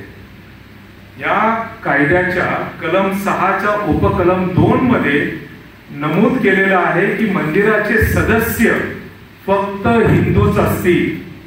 कलम 6च्या उपकलम 3 मध्ये म्हटलेलं आहे की जर नेमलेला सरकारी अधिकारी बिगर हिंदू असेल त्याच्या पदामुळे तर त्या जागी सरकारनं एखाद्या हिंदू अधिकाऱ्याची नेमणूक करावी. कलम 7 मध्ये उपकलम 1 नुसार या समितीचे अध्यक्ष म्हणजे जगन्नाथ मंदिरचे अध्यक्षपद हे कायमचं पुरीच्या राजांकडे असेल. मात्र पुरीचा राजा जर विकलांग असेल, अल्पवयीन असेल तर त्याच्या जागी फक्त हिंदूच अध्यक्ष घेण्यात यावा. म्हणजेच श्री जगन्नाथ मंदिरच्या समितीचे सर्व सदस्य हे फक्त हिंदूच असतील इतर धर्मियाचे नसतील. दिल्ली येथील शीख गुरुद्वारा अधिनियम 1971 साली पारित झाला. त्याच्या कलमाच्या अनुसार, कलम 3 अनुसार या समितीमध्ये सर्व सदस्य शीख धर्माचे असून शीख कोण याची व्याख्या या घटनेमध्ये केली होती. ते लिहितात, शीख म्हणजे जो शीख धर्माला मानतो, श्री गुरुग्रंथ साहेब आणि 10 गुरूंवर त्याची श्रद्धा आहे, त्यांच्यानुसार तो आचरण करतो, इतर कोणत्याच धर्माचं तो आचरण करत नाहीये, आणि हे सर्व त्या सदस्यांनी शपथपत्रावर लिहून दिलं पाहिजे. याचा अर्थ शीख गुरुद्वारा प्रबंधक समितीच्या ज्या समिती आहे त्याच्यामध्ये सर्व शीख धर्मीय, इतर कुठलं धर्मीयाचं नाही. राजस्थानमधील सुप्रसिद्ध श्री सावलीजी मंदिर कायदा 1991 मध्ये संमत झाला. त्याच्या कलम 6 उपकलम 2 आणि ब मध्ये लिहिलेले की सरकारतर्फे जे 8 सदस्य नेमण्यात येतील त्यापैकी 5 सदस्य हे हिंदूच असले पाहिजे आणि तेही शक्यतो वैष्णव संप्रदायाचे. बोध गया कायदा अधिनियम कलम 10 मध्ये समितीची कर्तव्य मध्ये लिहिलेलं आहे. त्याच्या अंतर्गत कलम 1 ड मध्ये लिहिलंय की समितीनं महाविहारात पूजा अर्चना तसेच परिसरात पिंडदान करण्याचा अधिकार देण्यात येतो. बुद्ध विचाराच्या एकदम विपरीत असा आहे. कारण बौद्ध धर्म अशा कुठल्याही अतार्किक आणि ज्याला आपण म्हणू शकतो अंधश्रद्धेला खतपाणी देत नाही. आणि ज्या अर्थी हा कायदा त्या काळात बनवला गेला आहे, ज्यावेळेस तिथलं जेव्हा कोणी ते बनवलं असेल त्याच्यातनं लक्षात येईल की त्यांना नेमकं कुठली मतं बौद्ध धम्म आणि बौद्ध स्थळांवर लादायची. बौद्ध गया कायद्यात कलम 13 प्रमाणे शैव पंथाच्या महंताच्या स्थावर अथवा जंगम मालमत्तेवर समितीचा काडीचाही अधिकार राहणार नाही. मात्र याच कलमातल्या 8(1) आणि 2 अनुसार समितीच्या परवानगीनं बोधगया महाविहाराची जागा संपूर्णपणे स्थलांतरित करता येऊ शकेल किंवा भाड्यानं देता येऊ शकेल. आता समितीमध्ये जर हिंदू बहुल असतील तर उद्या जो कुठला निर्णय घेण्यात येईल तो नेमका बौद्ध विचारधारेच्याच विरुद्ध असेल हे आपण लक्षात घेतलं पाहिजे. भारतीय राज्यघटनेच्या अनुच्छेद 26 प्रमाणे सार्वजनिक सुव्यवस्था, नीतिमत्ता, आरोग्य याच्या अधीन राहून प्रत्येक धार्मिक संप्रदाय अथवा त्यापैकी गटास धार्मिक किंवा धर्मदाय प्रयोजनाकरता संस्थांची स्थापना करून त्यासाठी स्वखर्चाने चालवण्याचे आणि धार्मिक बाबींमध्ये व्यवहाराची व्यवस्था पाहण्याचा अधिकार दिलेला आहे. भारतामध्ये किंवा जगामध्ये कुठल्याही धार्मिक संस्थेच्या समितीमध्ये त्या धर्माच्या व्यतिरिक्त इतर कुठल्याच धर्माच्या व्यक्तीला स्थान नसतं. मग महाबोधी महाविहारामध्ये हिंदू महंत किंवा हिंदू धर्मीय का बरं अट्टहासानं स्थान मिळवत आहे? काही लोक म्हणतात की महाबोधी महाविहाराचा कायदा बदलू शकत नाही. आपण त्याचेही काही उदाहरणे घेऊया. पंढरपूर हे विठ्ठल रखुमाईचं प्रसिद्ध देवस्थान आणि आपण सर्वांना माहिती की महाराष्ट्रातलं हे एक आराध्य दैवत म्हणून समजलं गेलं. पंढरपूर मंदिर कायदा 1973 मध्ये जो नवीन करण्यात आला त्याच्या प्रस्तावनेमध्ये स्पष्टपणे लिहिलेलं आहे, हा कायदा खास करून वारसा हक्काने ज्यांना विशेष अधिकार बहाल झाले आहेत असे देवस्थानातील मंत्री, पुजारी आणि इतर सेवक ज्यांना इथल्या सेवांकरता आमदानी मिळत होती अशा सर्वांचे विशेष अधिकार रद्द करून इथले व्यवस्थापन एका ट्रस्टद्वारे संचालित करण्यात येत आहे. मंडळी, आपल्यापैकी बहुतेकांना माहित असेल की पंढरपूर येथे बडवे, उत्पात, सेवादरी, कोळी, बेनारे, डांगे, डिवरे, दिवटे, हरदार, क्षत्रिय, पुजारी यांची प्रचंड मनमानी चालू होती. वारकऱ्यांबरोबरच ते इतर सामान्य लोकांना प्रचंड त्रास देत होते. पहाटेच्या आरतीपासून तर रात्रीपर्यंतची सगळी कर्तव्ये ही सगळी मंडळी करत होती आणि श्रीमंत झाली होती, गब्बर झाली होती, ते कुणाचंच ऐकत नव्हती. आणि त्यामुळं महाराष्ट्र सरकारनं ठरवलं की यांची मनमानी तोडून काढायची आणि म्हणून त्यांनी हा कायदा केला. विशेष म्हणजे याच पंढरपूरच्या कायद्याच्या कलम 12 प्रमाणे जी समिती तयार करण्यात आली ती राज्य सरकारतर्फे 11 जणांची समिती आहे. त्याच्यामध्ये चेअरमन, सचिव, खजिनदार वगैरे आणि सगळे 8 जण आहेत. यामध्ये एक सभासद हा पंढरपूरच्या नगरपालिकेचा अध्यक्षपद, जे ज्याचं पद असेल त्याला ते मिळत होतं.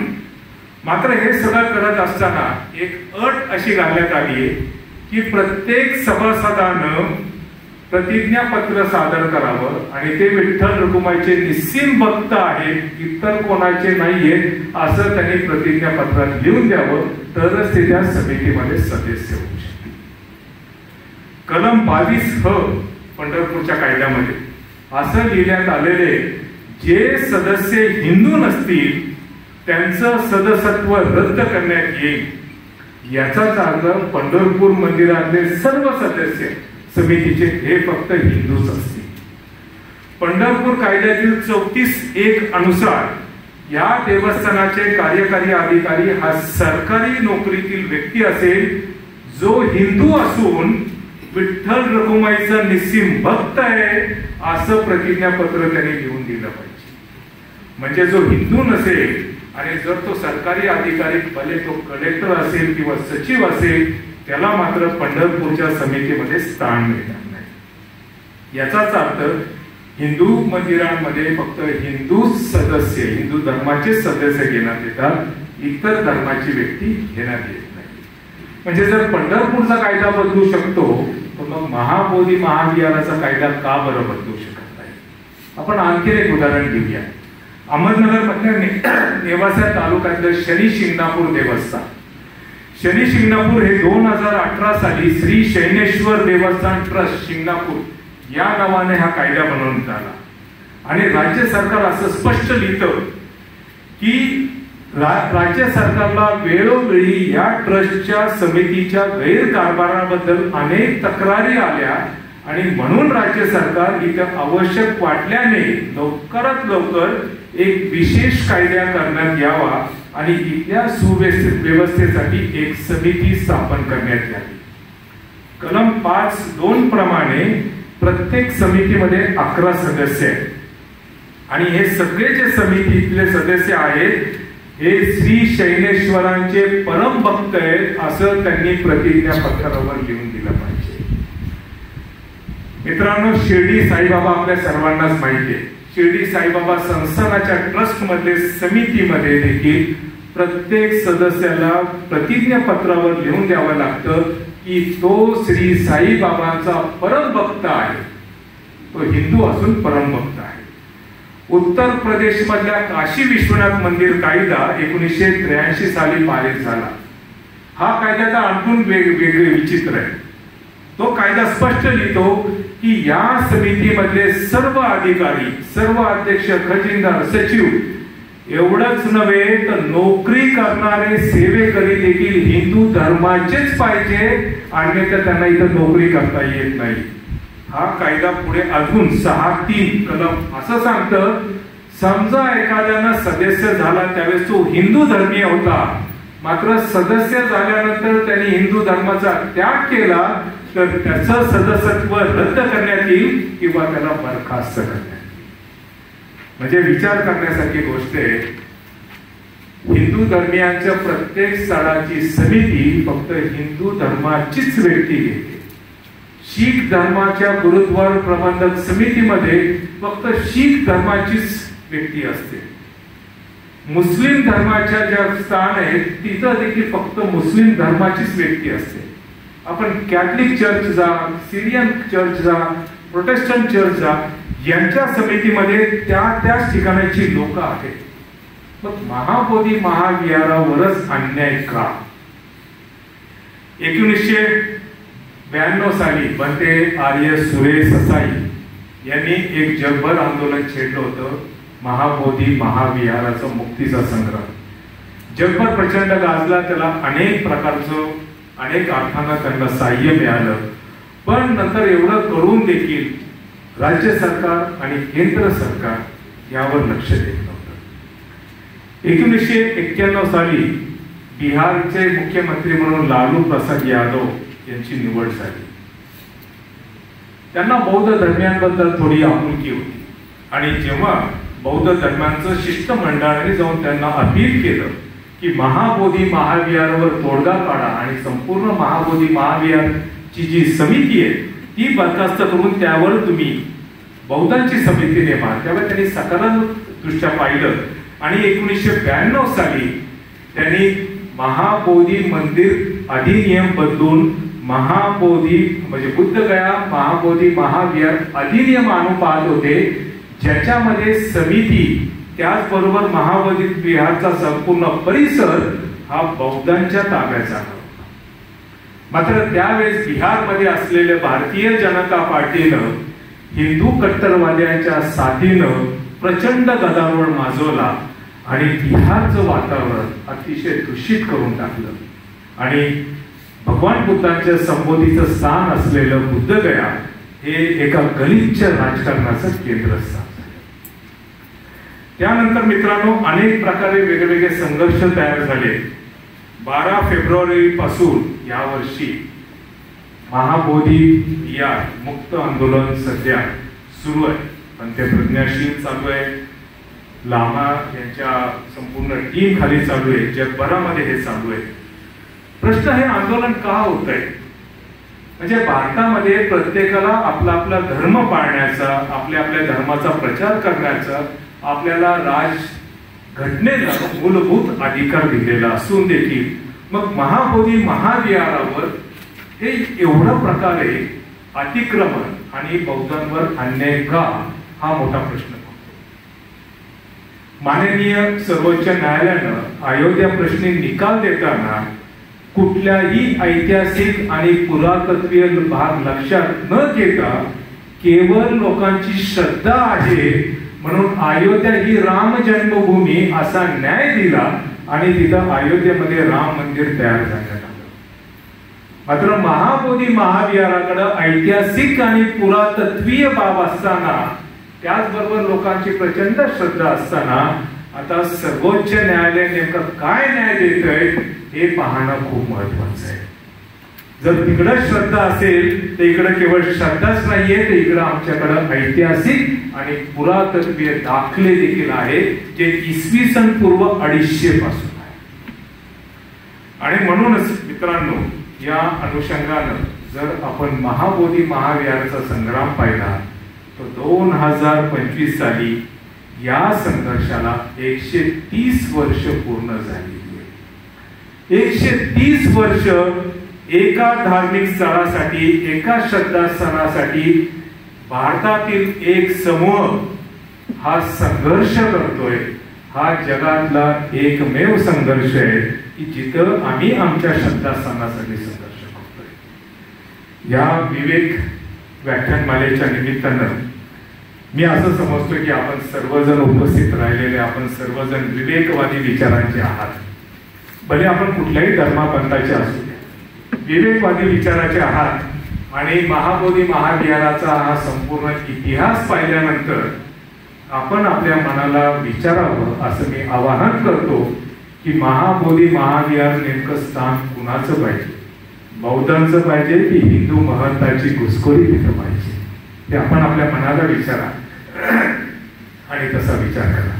माझे अनेक मित्र आहेत आणि इतर धर्मीयांचे आहेत, मात्र सध्या भारतामध्ये जी राजकीय परिस्थिती आहे, जे सामाजिक जे विचित्र वळण लागलेले आहे भारतामध्ये, अनेक लोक मनात असून सुद्धा महाबोधी महाविहाराच्या आंदोलनाला पाठिंबा देत नाही.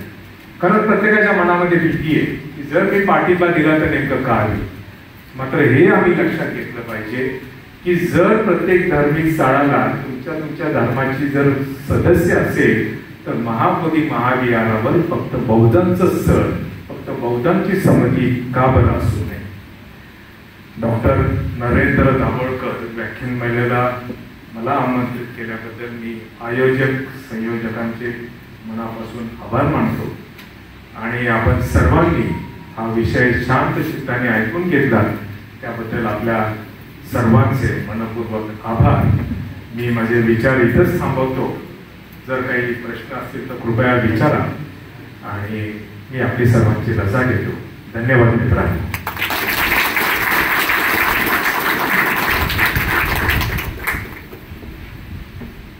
धन्यवाद सर. अतिशय अभ्यासपूर्ण असं विश्लेषण सरांनी या ठिकाणी केलं. निश्चितच आपल्याला काही आपले प्रश्न असणार आहेत तर आपण प्रश्नोत्तराचा तास यानंतर आपण घेणार आहोत. मी डॉक्टर मिलिंद वाघ सरांना या ठिकाणी प्रश्नोत्तराचा तास घेण्यासाठी या ठिकाणी आमंत्रित करतो. अतिशय उद्बोधक अशी मांडणी, फक्त श्रद्धाच नाही तर ऐतिहासिक पुरावेही आहेत आणि सर्वोच्च न्यायालय आता काय निर्णय घेतो या टप्प्यावर आलेलं आणि त्याचबरोबर हे एक आंदोलनही आहे. या आंदोलनासाठीची स्वाक्षरी मोहीम राबवली जात आहे आणि बाहेर त्याचं हे घेतलं जात आहे. त्याच्यामध्ये आपण सहभाग नोंदवावा हे आव्हान. स्वप्नीला म्हटलं की प्रश्नोत्तराचा तास हा कदाचित तास नाही होणार पण आपल्या शिरस्ताप्रमाणे प्रश्नोत्तर ही होतील. आपली जर काही प्रश्न असतील तर ती आपण विचारावे. विनोबा भावेंचं नाव याच्यामध्ये येतं तर ते कशा पद्धतीने? विनोबा भावेंचं नाव त्यांनी फक्त पाठिंबा दिला असावा. त्या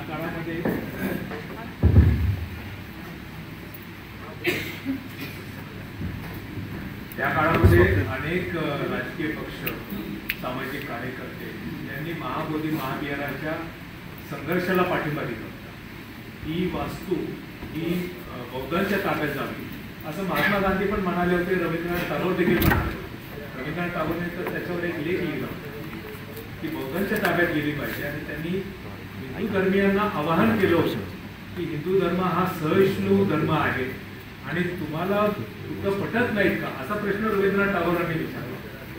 आणि जर बुद्धांचं श्रद्धा म्हणून ते दान धर्म होत असेल त्याचा ताबा कोणाचा? त्याचा ताबा कलेक्टरांकडे आहे.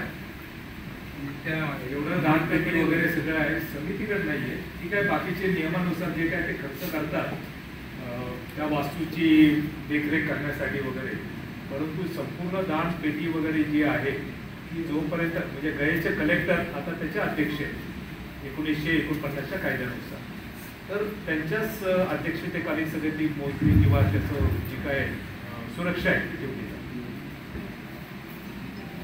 आपण म्हणाला त्याप्रमाणे सर्वोच्च न्यायालयात हा प्रश्न तर यामध्ये जे आपण नमूद केलेले साक्षी पुरावे जे आहेत आणि एकंदर ही बाजू हे मांडण्याचं काम कोण त्यापूर्वी देखील लंडन मधले गमरे सरांनी त्याच्यावर एक रिट फाईल केलं होतं, परंतु ते सुप्रीम कोर्टानं काढून टाकलं पुराव्याअभावी. आता जे झालेलं आहे तर नागपूरच्या सुलेखाताई कुंभेरांनी पुन्हा एकदा पिटिशन दाखल केलेलं आहे आणि ते आता पिटिशन असं दाखल केलेलं आहे की आम्हाला कायद्यांमध्ये बदल नको तर संपूर्ण कायदाच रद्दबदल केला अशा प्रकारची आता आपण मांडणी केलेली आहे. आणि त्याचबरोबर जगभरातनं ही सह्यांची मोहीम, राष्ट्रपती प्रधानमंत्र्यांना पत्रांची मोहीम आणि वेगवेगळे आवेदनपत्रही चालू आहेत. कारण हे जेवढे सगळे कोर्ट केसेस आहेत सुप्रीम कोर्टमध्ये, मध्यंतरी दिल्ली इथल्या वर्मा वकिलांनी देखील केस टाकली होती. त्याच्यावर सुप्रीम कोर्टानं असा निकाल दिला होता की गृह मंत्रालय म्हणजे भारत सरकार आणि बिहार सरकारला की 6 महिन्यामध्ये तुम्ही याच्यावर निकाल सांगा, परंतु दोघांनी त्याच्याकडे दुर्लक्ष केले.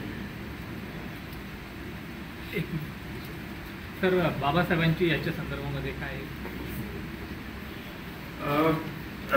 जर आपण एकंदरीत बाबासाहेबांचा संपूर्ण संघर्ष पाहिला, महाबोधी महाविहारावर किंवा एकंदरीत काय करण्याच्या ऐवजी इथला जो समाज होता, जो दलित पददलित समाज होता, त्या समाजाकडे लक्ष देणं खूप गरजेचं होतं.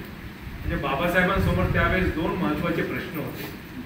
इथल्या दलित आणि पददलित समाजाला एक म्हणजे भौतिक स्वातंत्र्य आणि दुसरं होतं धार्मिक स्वातंत्र्य. भौतिक स्वातंत्र्यामध्ये त्यांना इथे राजकीय आरक्षण, समानता, स्वातंत्र्य, बंधुता हे जास्त गरजेचं होतं, कारण इथल्या दलित समाजाला ते काहीच वाटायला येत नव्हतं. हा एक प्रकार झाला. दुसरं महत्वाचं होतं, जे धार्मिक स्वातंत्र्य द्यायचं होतं, तर धार्मिक स्वातंत्र्य 1935 साली त्यांनी येवले इथं सरळ सांगितलंच होतं, मी हिंदू धर्मात जरी जन्माला आलो तरी हिंदू धर्मात मी मरणार नाही, हे स्पष्ट केलं होतं आणि 56 साली केलं. परंतु या मधल्या अवधीमध्ये लोकांची मानसिकता धर्म बदलण्याकडे नव्हती, तर माणूस म्हणून जगण्याची अवस्था, आणि त्याच्याकडे बाबासाहेबांचा सगळ्यात महत्वाचा रोल होता. आणि म्हणून बाबासाहेबांच्या 21 वर्षाचा हा जो संघर्ष आहे, म्हणजे 32 सालापासून ते सरळ तुम्ही 1956 सालापर्यंत, हा भौतिक अधिकार लोकांना देण्याकडे बाबासाहेबांचा संपूर्ण वेळ, आणि 56 सालानंतर मात्र तो धार्मिक स्वातंत्र्याकडे वळायला. त्याच्याबद्दल काही मत व्यक्त केलं आहे का की काही गोष्टी बाबासाहेबांच्या लिखाणामध्ये काय होतं की आपण फक्त समोर जे दिसतं तेच वाचतोय. एक मी नेहमी सांगत असतो की बाबासाहेबांचं जर खरे विचार समजायचे असतील तर इंग्रजीमध्ये एक म्हण आहे, you read between the lines. बाबासाहेबांच्या 2 ओळीमध्ये जो अर्थ लपलेला तो आम्ही समजून घेतला पाहिजे. बाबासाहेब जेव्हा म्हणाले होते की तुमचं सगळं माझ्या खिशामध्ये मी ठेवलेलं आहे, तुम्ही काही काळजी करू नका, असं म्हणू शकतो की काळाने खूप मोठा घाला आपल्या समाजावर घातलेला आहे, किंवा दलित पददलित समाजावर, की बाबासाहेबांना जर कदाचित 2-1 वर्ष जास्त मिळाली असती तर महावीरचा संघर्ष देखील आपल्याला करावा लागला नसता, किंवा कुठल्याही बौद्ध वास्तूबद्दल आपल्याला संघर्ष करावा लागला. ठीक आहे, काय हरकत नाही, त्यांनी आपल्याकडे सोपवलं तर आपण करायचंय. एक प्रश्न सर, प्रश्न आलाय तोही त्या संदर्भात आहे म्हणून तो. अच्छा, 1935 साली बाबासाहेब आंबेडकरांनी अप्रत्यक्षरित्या बौद्ध धर्मात प्रवेश करण्याची घोषणा केली. अनागरिक धम्मपाल राजेंद्र बाबू आणि बाबासाहेब समकालीन होते. मग अनागरिक धम्मपाल आणि बाबासाहेब आंबेडकर यांचा काही संबंध आला का?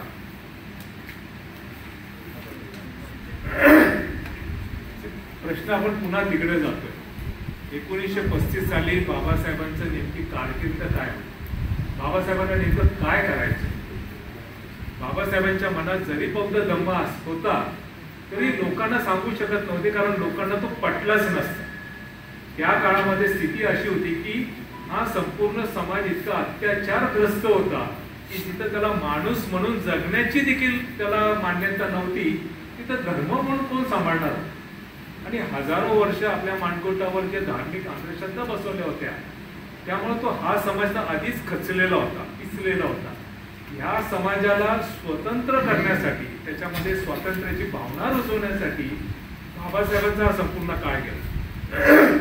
जर तुम्ही येवल्याची घोषणा जर वाचली, आणि येवल्याची घोषणा आणि 1956 साल याच्यामध्ये जवळपास 21 वर्षाचा अंतर आहे. जर बाबासाहेबांना करायचं होतं तर लगेच येवल्याच्या घोषणेनंतर लगेच त्यांनी दुसऱ्या दिवशी केलं असतं ना धर्मांतर. त्यांनी का केलं नाही? त्याचं कारण होतं की त्यांनी लोकांना टाकून पाहिलं की मला हिंदू धर्म सोडायचा आहे, कुठला धर्म घ्यायचा हे सांगितलं नव्हतं, पण मला सोडायचं आहे. म्हणजे लोकांची मानसिकता तयारी करत होते. त्याचबरोबर हिंदू धर्मियांना ते अप्रत्यक्षरित्या सांगत होते की तुम्ही तुमचं वर्तन बदला, तुमचा हिंदू धर्म की जे काही कन्सेप्ट आहे तो जरा फ्लेक्झिबल करा, तो इतर लोकांना सामावून घ्या. आणि जेव्हा त्यांच्या लक्षात आलं की एवढं करून सुद्धा ते करत नव्हते, फ्लेक्झिबिलिटी होत नव्हती, आणि या समाजावर तो अन्याय होतच होता, त्यावेळेस मात्र मग त्यांनी ठरवलं की मला आता धर्मांतर केल्याशिवाय पर्याय नाही, कारण हे डोक्यावरचं मानगुटावरचं धर्माचं भूत मला काढून टाकायचं. तेव्हा बाबासाहेबांचा त्या काळामध्ये लोक, मग त्यावेळेस अनेक लोक काम करत होते, बाबासाहेबांच्या पूर्वी काम करत होते. मग त्यांनी जे पुस्तक त्याचं हे केलं, ट्रान्सलेशन केलेलं पुस्तक, कसं काय नाव आहे सर?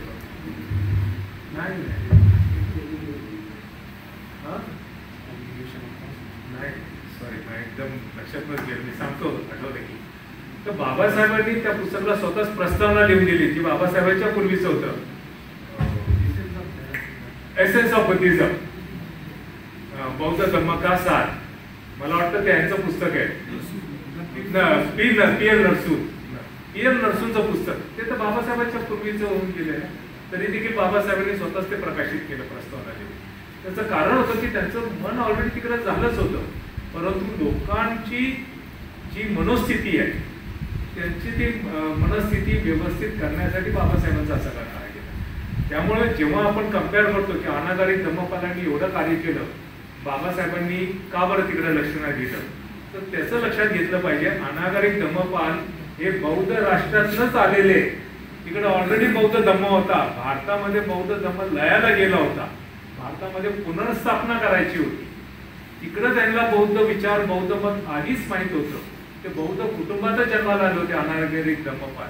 त्यामुळे इथं आल्यानंतर त्यांची संवेदना जी होती ती महाबोधी महाविहाराप्रती होती आणि ही बौद्धांच्या ताब्यात आहे. त्यांना इथली जाती प्रथा याच्याबद्दल ते चटकेच सापडले नव्हते. त्यामुळे बाबासाहेबांचं लक्ष इकडे जास्त. ब्रिटिश न्यायाधीश मॅकफर्सन यांनी जो निकाल दिला की कारावास ठोठावला त्यांना आणि 100 रुपये दंड केला, परंतु कलकत्ता न्यायालयाने त्यांना निर्दोष सोडलं. ते कुठल्या बेसिसवर सोडलं? त्यांनी अपुरा पुरावा, त्यांनी तो जो काही पुरावे सादर केले होते ते ग्राह्य धरले नाही, किंवा आपण असं म्हणू शकतो की ते साक्षीदार पुढे कोर्टामध्ये ते फिरले असतील, त्यांना गयेमध्ये राहायचं असेल ना, त्यामुळे फिरवले असतील. ह्या सगळ्याची केस आहे ना, महाबोधी केस, हे संपूर्ण 1895 साली हे अनागारिक धम्मपालांनी संपूर्ण केस फाईलचं पुस्तक ग्रंथ छापला 1895 साली. तुम्हाला तो ग्रंथ जर वाचला तर याची सगळी उत्तर तुम्हाला त्यात मिळतील, म्हणजे 1895 सालापर्यंत. त्याच्यानंतरचा इतिहास वेगळा आहे. सॉरी, शून्यता सप्तती. शून्यता सप्तती बुद्ध धर्माशी निगडित आहे का? मला वाटतं आपण या विषयाला अनुसरून घेतलं तर जास्त बरोबर आहे. बाहेरचे जे बुद्धिस्ट देश आहेत त्यांनी जर प्रेशर आणलं तर हा प्रश्न मागे लागू शकतो. दुसरा प्रश्न त्याच्यातच आहे का भारतातून जे बुद्धिस्ट लोक गेले तेच तिथून काहीतरी कॉमेंट्स करत असतात किंवा याच्या पाठिंबा देत असतात, तर स्थानिक तिथले बुद्धिस्ट आहे ते का करत नाही? मुळामध्ये बुद्धगया किंवा गया इथे बौद्ध समाज खूप कमी आहे. त्यामुळे ज्या तऱ्हेनं या आंदोलनाला लोकल लेवलवर स्थानिक पातळीवर पाठिंबा मिळाला पाहिजे तो मिळत नाही. आणि म्हणूनच मला इथं सर्वांना आवाहन करावंसं वाटतं, भारतामध्ये महाराष्ट्र हा सगळ्यात जास्त बौद्ध असलेली लोकसंख्या आहे. दिल्लीमध्ये आहेत, पंजाबमध्ये आहेत, हरियाणामध्ये आहेत, सर्वात जास्त लोकसंख्या. आणि त्यावर तिथली स्थानिक लोक आहेत जी बौद्ध आहेत त्यांना असा अभिप्राय आहे की महाराष्ट्रातल्या बौद्धांनी त्यांना प्रचंड पाठिंबा द्यावा. बरं, पाठिंबा त्यांना पैशाचा नकोय, ते म्हणतात तुम्ही तिथं प्रत्यक्ष या आणि आंदोलनामध्ये सहभागी व्हा. म्हणजे तुम्ही तुमच्या संपूर्ण जो काय असेल 4 दिवस द्या, 8 दिवस द्या, 10 दिवस द्या, जेवढे दिवस येत आहेत तुम्ही या तिथं आंदोलनाला पाठिंबा द्या. आता अनेक राज्यांमधली लोक तिथं जातात. परदेशी जेव्हा आता येतील 12 मेला बुद्ध पौर्णिमेच्या दिवशी, तर सगळेजण तिथं 1-2 दिवस 4 दिवस त्यांना त्यांचं जसं काही सोयीस्कर वाटेल त्याप्रमाणे या आंदोलनाला ते पाठिंबा देणार. मध्ये बाळासाहेब आंबेडकरांनी एक मांडणी केली, ते जे स्थळ आहे ते जागतिक वारसा एक आहे, आणि दुसरं म्हणजे आशिया जे देश आहेत त्या आशिया देशांशी आपले संबंध, भारताचे संबंध व्यवस्थित राहण्यासाठी ते एक स्थळ महत्त्वाचं आहे. तर त्याच्याबद्दल युनेस्कोनं ते 2002 साली डिक्लेअर केलेले आहे की जागतिक वारसा स्थळामध्ये महाबोधी महाविहाराचा उल्लेख केलेला आहे. त्यांनी स्पष्ट लिहिलेलं आहे की भगवान बुद्धांसारख्या ऐतिहासिक महापुरुषांना तिथं संबोधी प्राप्त झाली आणि भारतीय उपखंडामधलं सगळ्यात प्राचीन विटांचं बांधकाम असलेलं विहार. त्यामुळं हे मान्य आहे युनेस्कोला. त्याचबरोबर शेजारील जे देश आहेत ते जेव्हा भारत सरकारवर प्रेशर टाकतात, म्हणजे एक छोटंसं गमतीशीर उदाहरण आहे, आपल्या देशाचे प्रधानमंत्री जेव्हा श्रीलंकेला गेले तेव्हा बौद्ध भिक्खूंच्या म्हणजे तिथल्या श्रेष्ठ भिक्खूंच्या ते पाया पडले, वंदन केलं. मात्र इथंच आपल्या घरामध्ये महाबोधी महावीरांचे भिक्खू आंदोलन करतायत, तिकडे म्हटलं त्यांची दृष्टी काही जात नाही, मोठी शोकांतिका आहे. जेव्हा भारतातल्या शेजारील बौद्ध राष्ट्र जेव्हा प्रेशर टाकतात भारतावर, तर राजनैतिक संबंध हा एक वेगळा प्रकार आहे, धार्मिक संबंध वेगळा आहे. भारत सरकार इनडायरेक्टली त्यांना काय म्हणतं, तुम्हाला महाबोधीला यायला कुणी अटकाव केलाय का? तुम्ही येताय, तुमची इथं विहार आहेत, तुमची इथं स्थळ आहेत, राहण्याची विहार आहेत, तुमची लोक इथे येतात, त्यांना कुठला त्रास होत नाहीये, हा आमचा अंतर्गत मागणं आहे. मग आम्ही काय करतोय, तुम्ही आल्यानंतर तुम्ही तिथं बुद्ध वंदना म्हणताय, तुम्ही तिथं पौर्णिमा साजरी करताय, तुम्ही रात्रभर तिथं चॅटिंग करताय, आम्ही तुम्हाला कुठेच थांबवत नाही. तर तुम्हाला कुठे काय दिसतोय का दोष? हा आमचा अंतर्गत वेगळा भाग. त्यामुळे नकळतपणे मग परदेशातले जे किंवा बाहेरच्या बौद्ध राष्ट्र जे आहेत ते फक्त प्रेशर टाकू शकतात की महाबोधी महाविहार बौद्धांच्या ताब्यात आहे. त्याच्या जास्त जाऊन ते जास्त प्रेशर भारत सरकारवर टाकू शकत नाही, कारण आंतरराष्ट्रीय राजनैतिक खूप वेगळे संबंध आहेत आपले अनेक राष्ट्रांचे. त्याचे कायदामंत्री आहेत ते बुद्धिस्ट आहेत असं पेपरला पण आलं, त्यांनी स्वतः डिक्लेअर केलं, पण त्याचा काही प्रभाव प्रकारचा पडू शकतो. रिजिजू म्हणता का तुम्ही? रिजिजू बौद्ध धर्मीय नाहीये, ते पूर्वोत्तर भागातले आहेत. पूर्वोत्तर भागामध्ये कुठल्याही गावात तुम्ही गेला तर अर्धा भाग हा बौद्ध आहे, अर्धा भाग अबौद्ध आहे. तो हिंदू नाहीये, मुसलमान नाही, काही नाहीये. त्यांची ती ज्याला आपण वनवासी म्हणूया, वनवासी म्हणजे आदिवासी, तर ते आदिवासी संपूर्णपणे पाहतात आणि अर्धा भाग जो आहे तो बौद्धांना अभिप्रेत आहे. रिजिजू त्या प्रांतातले असून मात्र ते आदिवासी आहे, त्यांच्याकडं आदिवासीची वेगळी म्हणजे निसर्गाची पूजा करणारी ती लोक आहेत, त्यामुळे ते बौद्ध नाही. आणि जरी बौद्ध असले तरी त्याचा आवाज तिथं दाबण्याला आला असेल, पण माझ्या मते जे मला माहिती आहे रिजिजू बिलकुल बौद्ध नाही. 1935 साली हिंदू सभेने त्याच्या कानपूर अधिवेशनामध्ये जो ठराव मांडला आणि बौद्ध याच्या ताब्यात घ्यावा असं तो ठराव आहे. तर आत्ताच्या परिप्रेक्षामध्ये आत्ताची जी लढाई चालली काही हिंदू संघटना अशा आहेत का की त्या आपल्या या प्रदेशामध्ये आहेत, असं काय आहे का चित्र? मी म्हटलं ना की अनेक जण वेगवेगळ्या धार्मिक संस्था असतील, वेगवेगळ्या NGOs असतील किंवा प्रत्यक्ष इंडिव्हिज्युअल लोक असतील, हे देखील हे मान्य करतात की महाबोधी महाविहार बौद्धांच्या ताब्यात गेलं पाहिजे. तिथं आमचं काहीच नाही, कारण ऐतिहासिक आणि पुरातत्वीय काही नाही. जे शिवलिंग तिथं महाबोधी विहारावर स्थापन करण्यात आलेले आहे ते 18व्या 19व्या शतकामध्ये स्थापन करण्यात आले, त्याच्यापूर्वी कुठेही त्याचं डॉक्युमेंटेशन नाही. त्यामुळे ते ओके. वेगवेगळ्या देवस्थानांच्या कायद्यांचा उल्लेख केला, अगदी त्याच्यामध्ये स्पष्टपणे म्हटलं की त्या धर्माचीच माणसं पाहिजे. अगदी लहान मुलाला सुद्धा हे समजतं. असं असू नये की तिथलं स्थानिक सरकार किंवा केंद्र सरकार इतकी असंख्य भूमिका काय घेतात, त्यांना भूमिका घ्यायची नाही.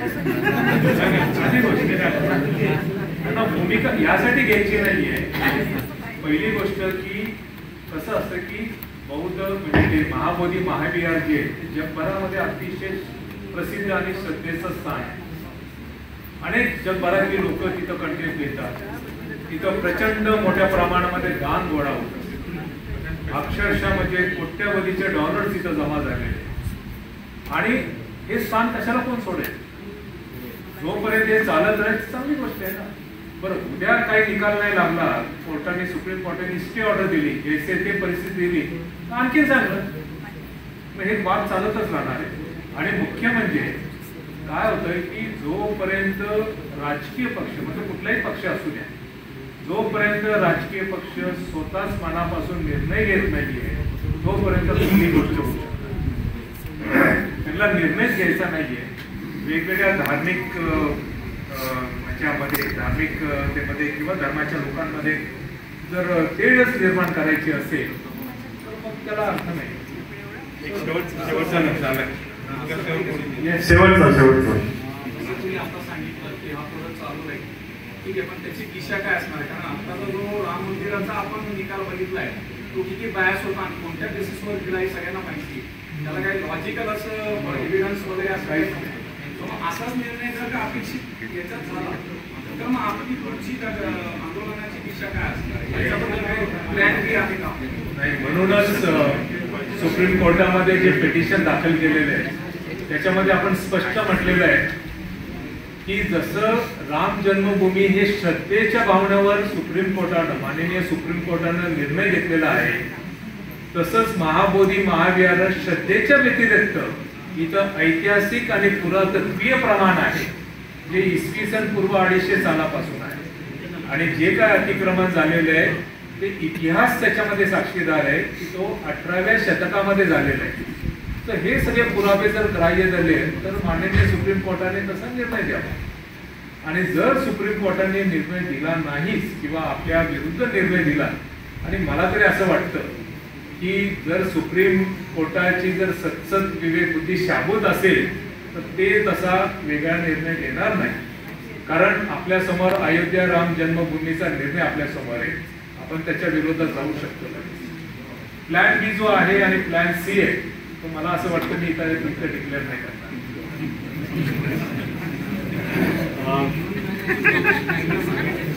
आपण मला वाटतं